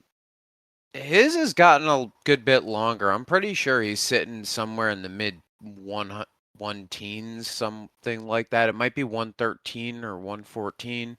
I know that it's longer than my rig is, and he's on bigger tires now, so. And like a 115 is kind of like the sweet spot, especially for down here. But since it is a sweet spot, there's so many rigs that do that, so it makes a line for a 115-ish rig, and that's where it gets dug out. So if you're longer or shorter, it helps sometimes. Yep. So this is not me trying to sound fucking conceited, but it was weird to me how my rig was making a lot of shit easier when I first met up with John and Casey and all them. And it's like, all right, well, now I get it because I've lived here long enough. Everything's dug out at the 115, 120. So my rig being as short as it is, it didn't hit the same ruts. Yeah, like there was a little samurai buggy that rode this at Windrock all weekend, and I want to say it's like 101 or something like that. And he just his tires would never sit in the two holes that were made by a longer rig. He would climb one and then climb the other. Yeah. You know, that another example of that was I think I went up right before Bart did at last meet and beat, and my rig was running like shit, but it took way less effort to get my rig up that at George Winters. Although Bart was also putting on a show, is how I will say that. Pretty standard for him. It was entertaining as fuck. That's my favorite part of it. A lot of times just sitting watching people thrash. It's better to watch other people thrash sometimes. It costs a hell of a lot less. Yeah, I don't know. It depends what time of night you ask me. I enjoy doing it myself. I'm not going to argue that point either, but I've seen you in your overalls. Fuck it. I can't defend that one. I wasn't driving, though. No, but you're doing the terriblest spotting I've ever seen, purposely. Hey, I got Cody up that motherfucking line, laying my shit box on its side. That was entertaining as fuck. No, all you had to do, and the craziest part is it would have been a lot less of me just hitting it if somebody just said, "Yo, throw it in second." Like I just did. Oh my god, I still kick myself. I was yelling that at you at. Like, I couldn't hear shit. I was half hanging sideways out the thing, just going, "Well, I don't. You're go up it? No." Like that's all I was Did you blow the windows out of it too? He blew one window out, but that ain't no big deal. No, I blew out the fucking passenger back window, and I don't think I blew out any windows. There's video of you doing it. No, Graham blew out his back window. I don't think you had a back window. I did. You blew it out. Oh, I fucked up. The dyslexic kid fucked up a word. Oh. You mad, bro? It was so the line that you ended up going up, the line that was next to it was the one where I spotted you onto its side in the rig, and you blew that window out. And it was, to quote Eddy, the worst spotting. I'm not going to deny that. You guys all sucked at that line. I literally just drove up there and walked right through it. Yeah, I was made doing it way more difficult than it needed to be. Mm-hmm. I was doing the funny, and it managed to make Graham roll over. It was a net W. Cody managed to make it, not knowing how to drive a fucking stick that well. The driver's side of my Jeep would like a word with your W. Cody made it work. You just suck. The guy that barely fucking wheels managed to make it all just happen, and it was you that put it on its side. So, like, well, my drunk in my spotting defense, might have been okay. It was running on one cylinder with the injector firing at the correct time. So, one cylinder and a fucking hobby horse if you're lucky. It was just scavenging fuel, just randomly being blown into that fucking intake the entire weekend. Excellent. One of them wasn't even plugged in. It was, that was my fault. Doing good. Offset. That was my fault. Yeah, somebody plugged them in wrong, and it wasn't me. It was me. It did run, which it didn't do more than for like 3 minutes prior, but that was just because the coil pack wasn't plugged in all the way. One of them or two of them dipped out or something. So, yeah. So, that was Eddie, my fault. I blame that. Power issue. Needs an LS. Yes. It didn't What come you from got the left factory before with the an meet and LS. What do I have left? Yeah. Anything to What? do, or are you just ready to throw it on the trailer? No, I'm pretty well ready. The only thing I really want to do before meat beat was get the Mohawk on the rear, and I did that today, so that's checked off the list, and that's really about it. Everything else is A-okay, as far as I know. Ready to rip. Hell yeah, dude. I got the tow rig finished. I've got the... Well, it's as finished as it's going to be to go to meet and beat. I don't fucking care anymore. Right.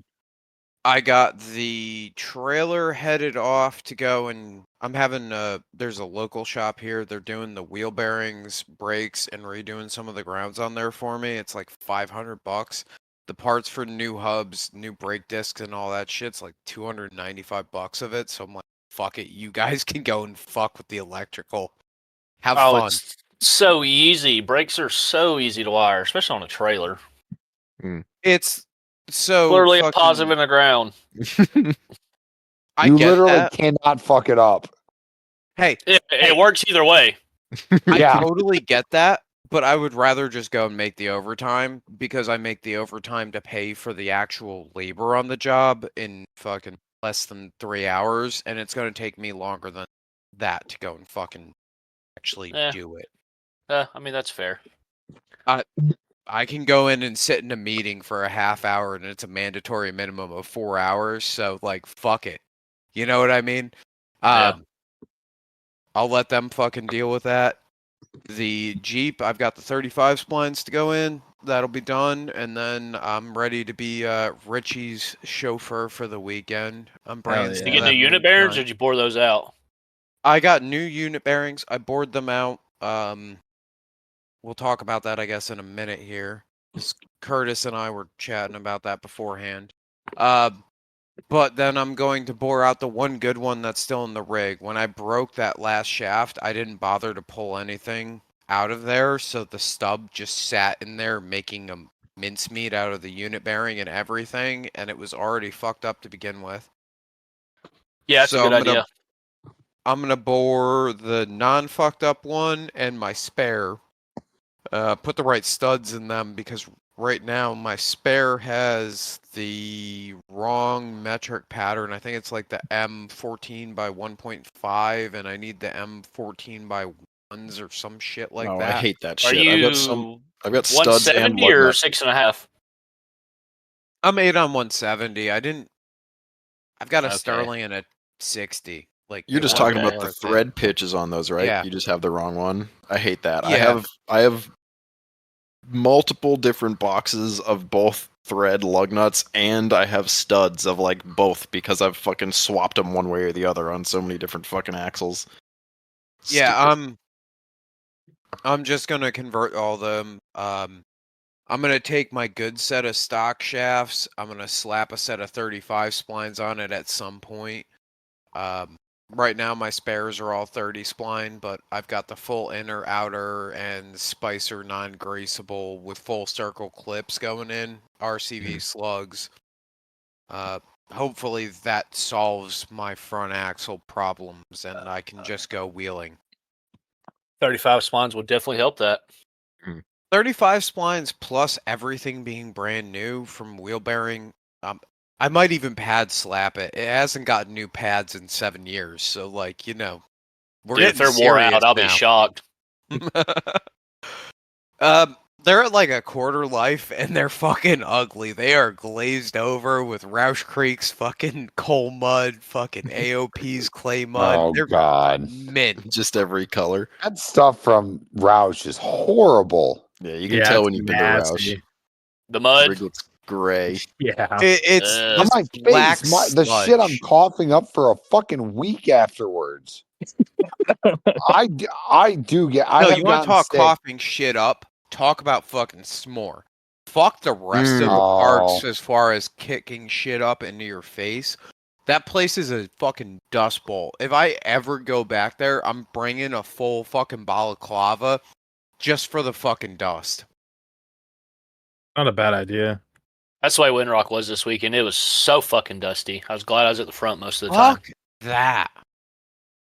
Fuck Yeah, that, but- especially now that my rig's like basically open. It's got 2 panes of glass left in it, and hopefully by the end of this, Cody will have knocked out the rear pane of glass at some point. I can only try my best.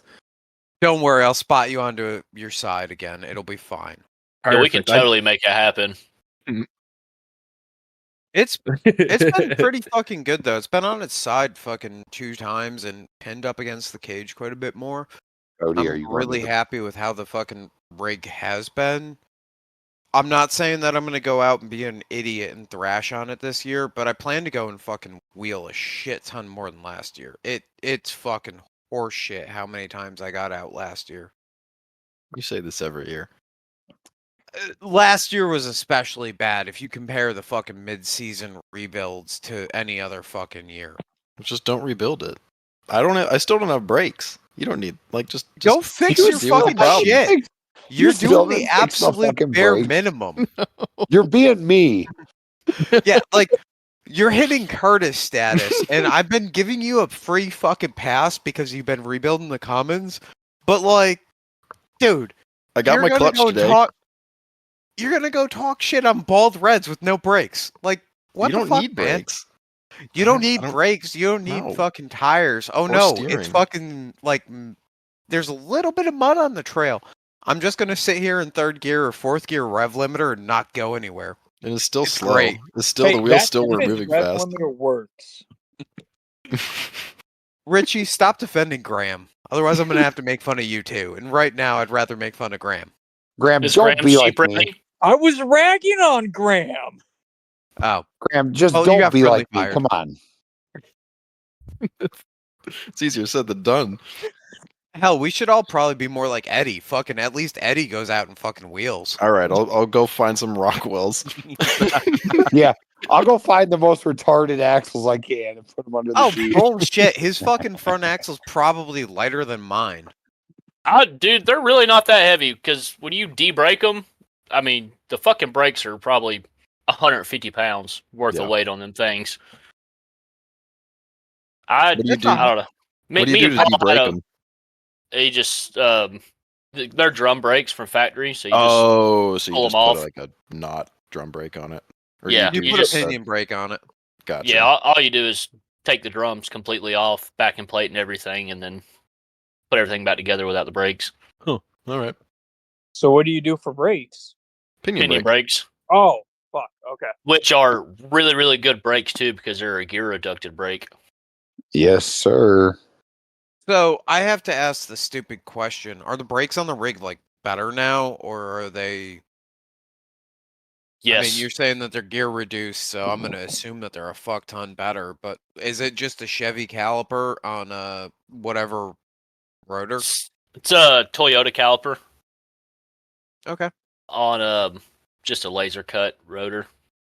Now, do you have concerns of smacking that on shit, or is it like up and out of the way, protected enough? You I'm think? sure- Pinions top- are on if they're- top of the axle. Yeah, they're top loaders. So, I mean, you'd really have to fuck up to hit that. I think you're gonna have worse issues if you hit that brake than just hitting the brake. Well, Yeah. I built guards for the rear is guarded by my rear ram mount. The front, I built a kind of a bash guard for it. Because I mean, they do kind of hang sort of low. Like if you were to drive into, I don't know, a 2 foot, 3 foot rock, Mhm. the rotor would be the first thing to hit on the front of the axle. Oh, dang.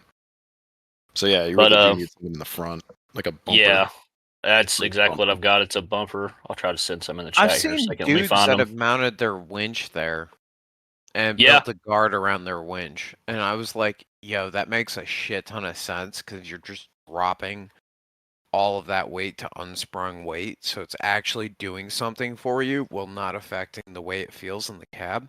Big brain. Is it still a Many suck folds. down if the winch is on the axle, or is it a suck up? I mean, I would have to go with a suck up winch at that point in time, but either way, it makes perfect sense to have Suck down? one. Are we talking about suck down winches? Mhm. Is it time? Yeah, Graham's gonna It's- give you the Is it time for most Graham to get brain absolutely cake fucked? ever. Because he just brought up that he needs an LS, but LSs didn't come in Jeeps from the factory. So he just has an improper vehicle. You know what I mean? That's the issue. There's a picture of my front and rear. Oh, it's brakes. literally like a bumper. Literally, it's Yeah, like well, somebody like the rear- The rear, that plate's where my Ram's mounted as well, so it doubles. And then the front, like I said, it's just a bash guard mostly. Huh. Oh, hey, Yeah, look at that. Graham's getting tagged in more suck down pictures. Wait, where Graham's getting tagged in suck down stuff? Yeah, Graham apparently has a real good suck down. At least according my to winch Nick overheats. It Jonard. doesn't suck down. I don't know what overheats. I don't know if it's the winch or if it's the fucking cabling to it or what the hell was going on last F&F trip. It was not happy by the end. It would like work and then it would just not. It would just stop working. Is it going to at least be happy by the time I come up there in July, or is that just wishful thinking? I probably just need a new winch. I've had that winch forever, and I got it. wasn't exactly talking about the winch. I was talking about the rest of the Jeep too. Oh, I mean, it'll be doing things.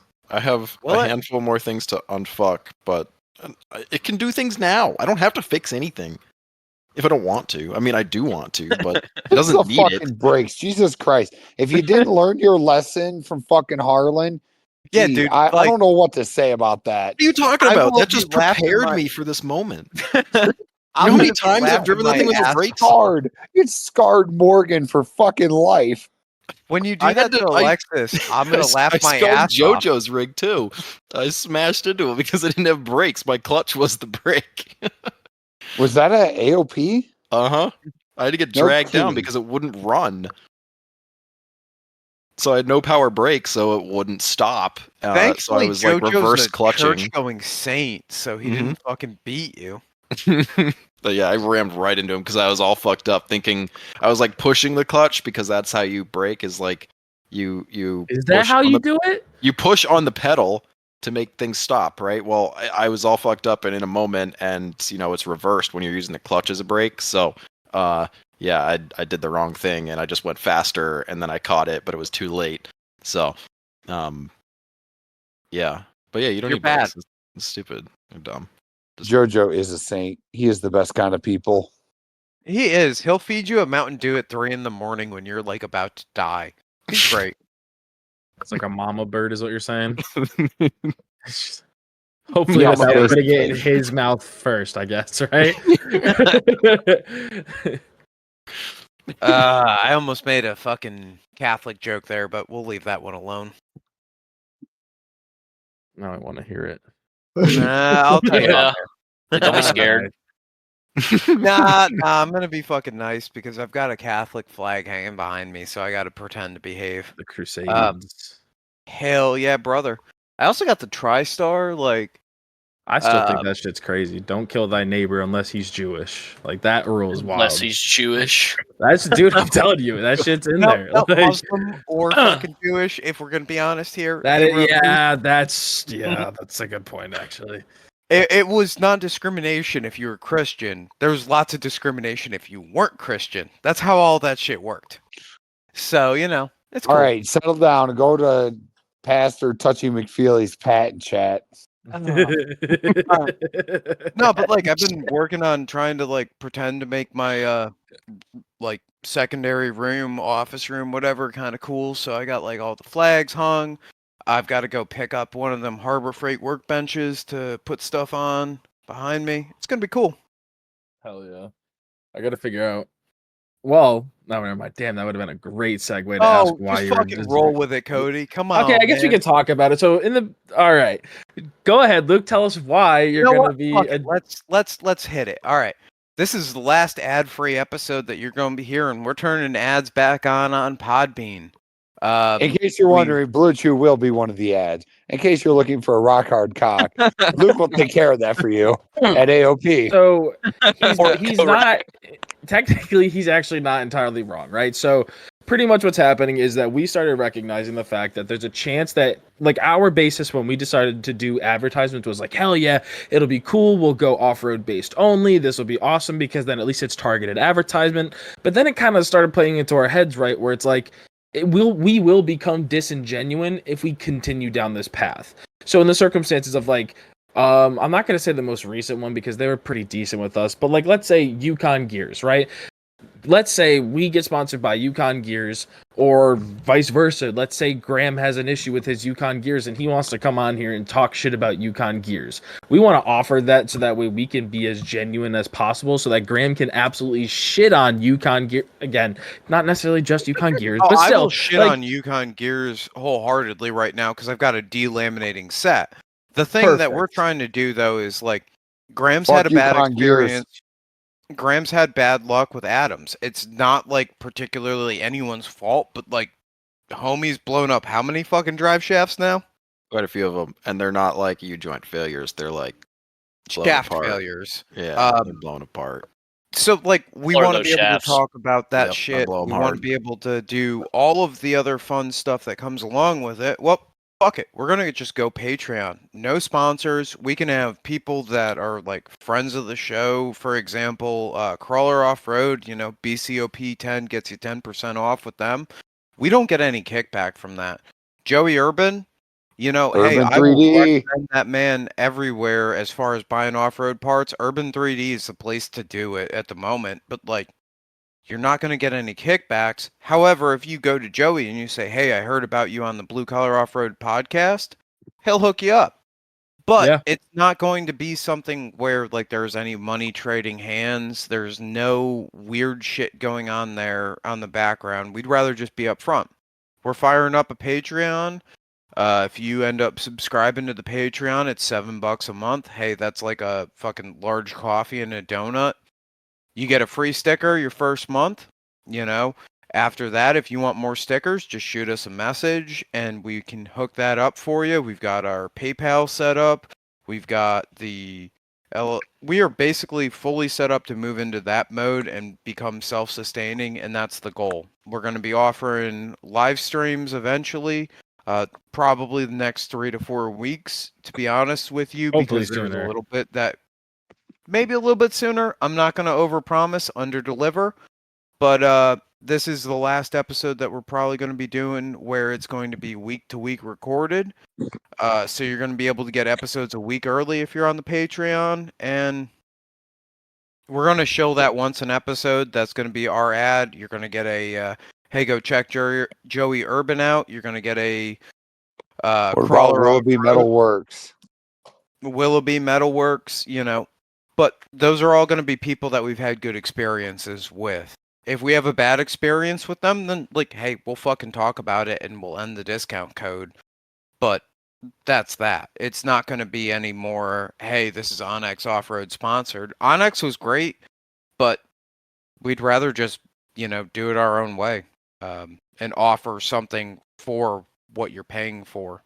And another thing, go ahead. Is this still going to be a Spotify, Apple Pod, shit like that accessible? Okay. Oh, yeah. So it's not Patreon only the way you can listen. Yeah, no, nothing. No, nothing it'll changes. just be. It does change a little bit. Not on the podcast side, other than the ads that we accidentally had running before at one point, anyways. So if you were around when that was happening, then you know what we're talking about, and that's what it's. Those are correct. Those are getting turned back on. So that way, it's just like you're watching a YouTube video, right? You click on a YouTube video, it plays an ad that you can't control. It's unrelated 90% of the fucking time, and exactly.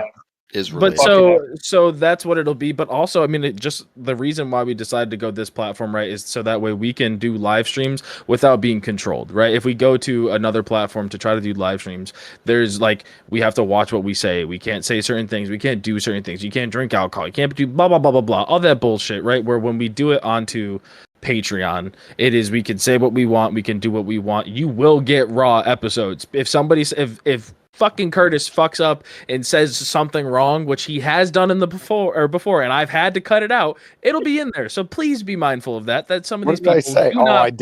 You're paying money to Yeah. listen to Curtis fuck up. You can No, actually. but it's just like, keep that in mind, right? Like, these are people who do not upload content 24/7 or once a fucking week, right? Where like the four of us have literally ingrained it into our brains to not say no word. So keep that in mind as you're listening or watching.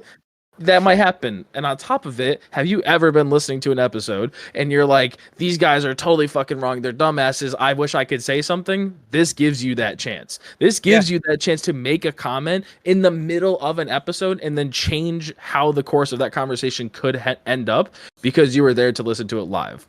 So to keep that in mind, we record on Tuesdays and Wednesdays on a rotating schedule at 6:30 p.m. EST. So those live streams will come out at those times. Obviously, we'll probably do, pre-show fucking notifications or however it works. We're going to work into that and kind of iron it all out and go from there. And we're going to just try to produce the best possible content possible. The best possible content possible. Wow, that was fucking phenomenal English. We got what you're trying to say. We're gonna try and up the ante a little bit. We're gonna also have some Patreon Q&As once a month. So we're talking about how we're gonna be doing more of the boys episodes. Well, the boys episodes are now going to include once a month a quick Patreon Q&A. If you've got something you want to hear us talk about, that's your way to get it done. It'll end up on the show. No, the stupid Curtis's gay comments will probably not end up on the show just because we don't want to get flooded with them. But And because everybody already knows that. Yeah, so like water is wet, dude. It just be like that. And also, I'd like to start maybe when me and Graham or when like Richie going down to AOP. What if he takes a video for it? Like that type of content will be posted there. The background stuff. What if we're sitting at the fucking shop drinking, having a good time, and we just want to fucking take video? That is where that stuff will get posted. So that way we aren't scrutinized by bullshit typical media platforms where they will literally just cut everything with a knife. So we get scrubbed. What is it? 2 different times or 3 different times. It gets scrubbed on Podbean. It gets scrubbed on the listening platforms for the explicit and who it's able to be shown to. And then on the YouTube stuff, it gets scrubbed a 3rd time. And it's just, Fuck YouTube. Yeah. Our live streams are probably going to end up being on a YouTube live, just because that's one of the easier ways to go about hosting it on Podbean. Or not Podbean, I'm sorry, Patreon. There's too many fucking acronyms at this point and names and all that stupid shit. But either way, you'll be able to get live content. You'll be able to have a comment thread on the episode, and you'll be able to have monthly Q&A questions. If you subscribe, first month gets you a 6x5.5 sticker. So, head we're going to get fact checked midstream now. Probably. Yeah, hell yeah. I'm ready to hear all of my bad opinions are bad. We know that's coming. Chat, how cooked is Curtis? Yeah. And if you don't have a continuous stream of Fs for Cody not wheeling, I'm sad with you. I hope so. I want to see it. But so this is going to be the second time that this is being mentioned on the podcast. I'm sorry you're going to hear it twice, but the beginning isn't going to be a sales push. This was kind of a sales push because we've been doing this shit for 4 years. It's time we start getting a little something back from it, right? And we're hoping that no, you're right. I work for free too. No. God damn, I like it. But no, we're just gonna put this as a way for us to earn a little bit back and for us to put out more content in a more engaging way. So we're excited to see you there. Fund the back end stuff, because hosting a store, hosting the episodes, and all of the background services is not an insignificant amount per month. So it's us trying to up the content and us also trying to break even for the work that we put in for the last 4 or 5 years now. think we're like 4.5 years in. No, it's only like 4.25, but still. You know, and it's been wicked fun going back through the catalog too. You're gonna see more episodes where Eddie's getting an invite because Eddy goes wheeling all the time. Hackbar, unfortunately, is probably going to be making more of an appearance as well. Hell yeah!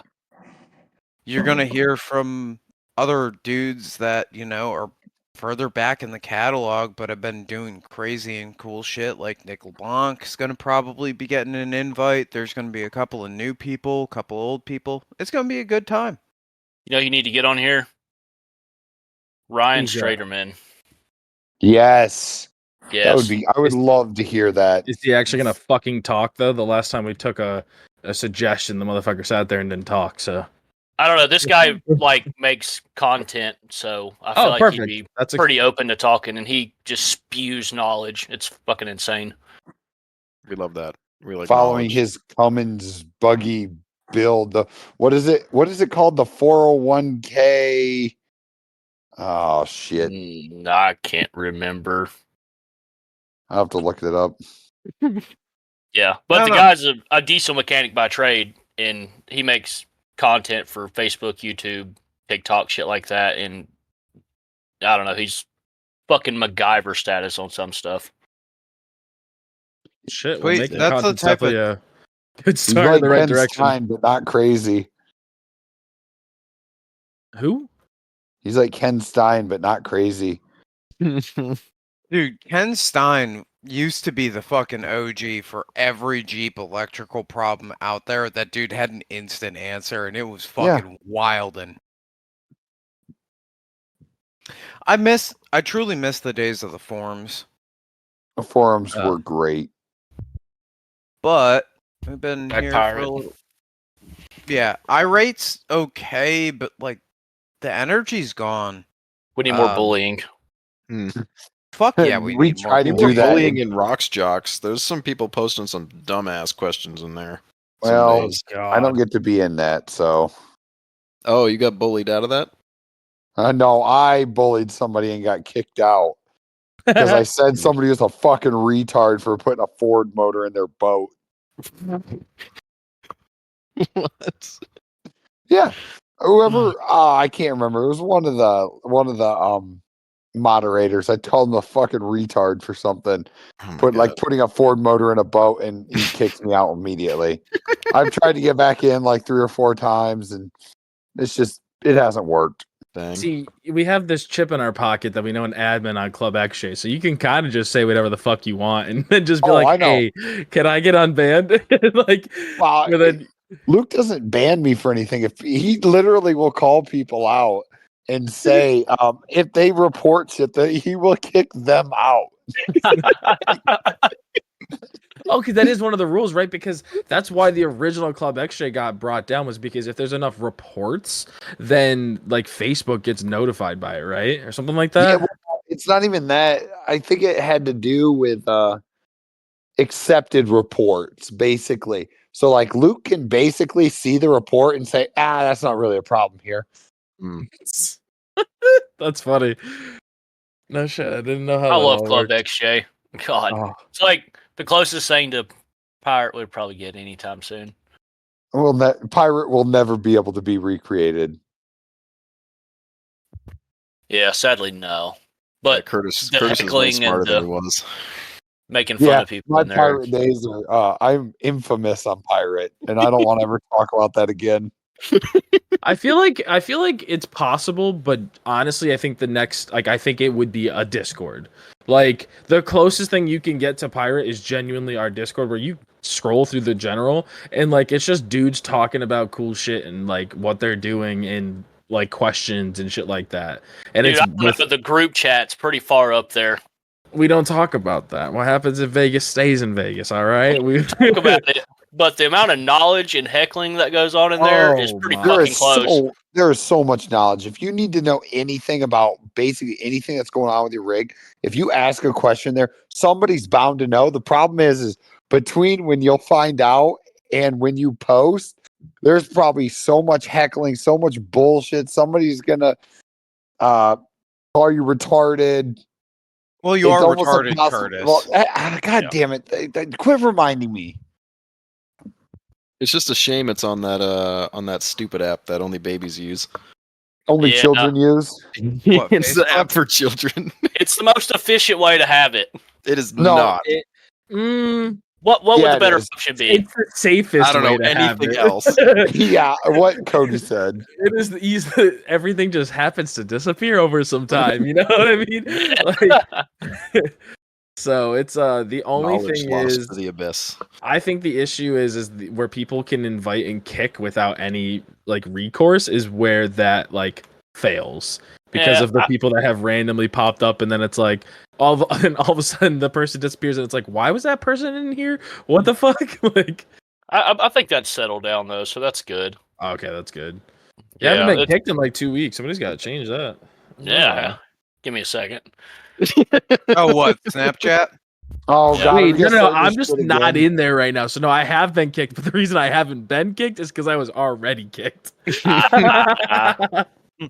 No, it's fine. I love it. Yeah. The, I feel like that chat could build a fucking airplane if they wanted to. That chat can build easily. literally anything with the skills of everybody that's in that group. I mean, you have such a wide variety of skills. I Hey, mean, you you need have carbide you have- machine. I've got you. And the You need what? connections that it gives. Yeah. Like You you have literally know machinist people all across welders. the country. You have machinists, welders, engineers, your local redneck mechanic like Jojo is, Logan. Oh, don't You dox have Susan there. everything. Mechanic. don't dox Susan there. We can't let that get out. Jeez. What? No, I'm just kidding. I'm kidding. I'm just giving you a hard time.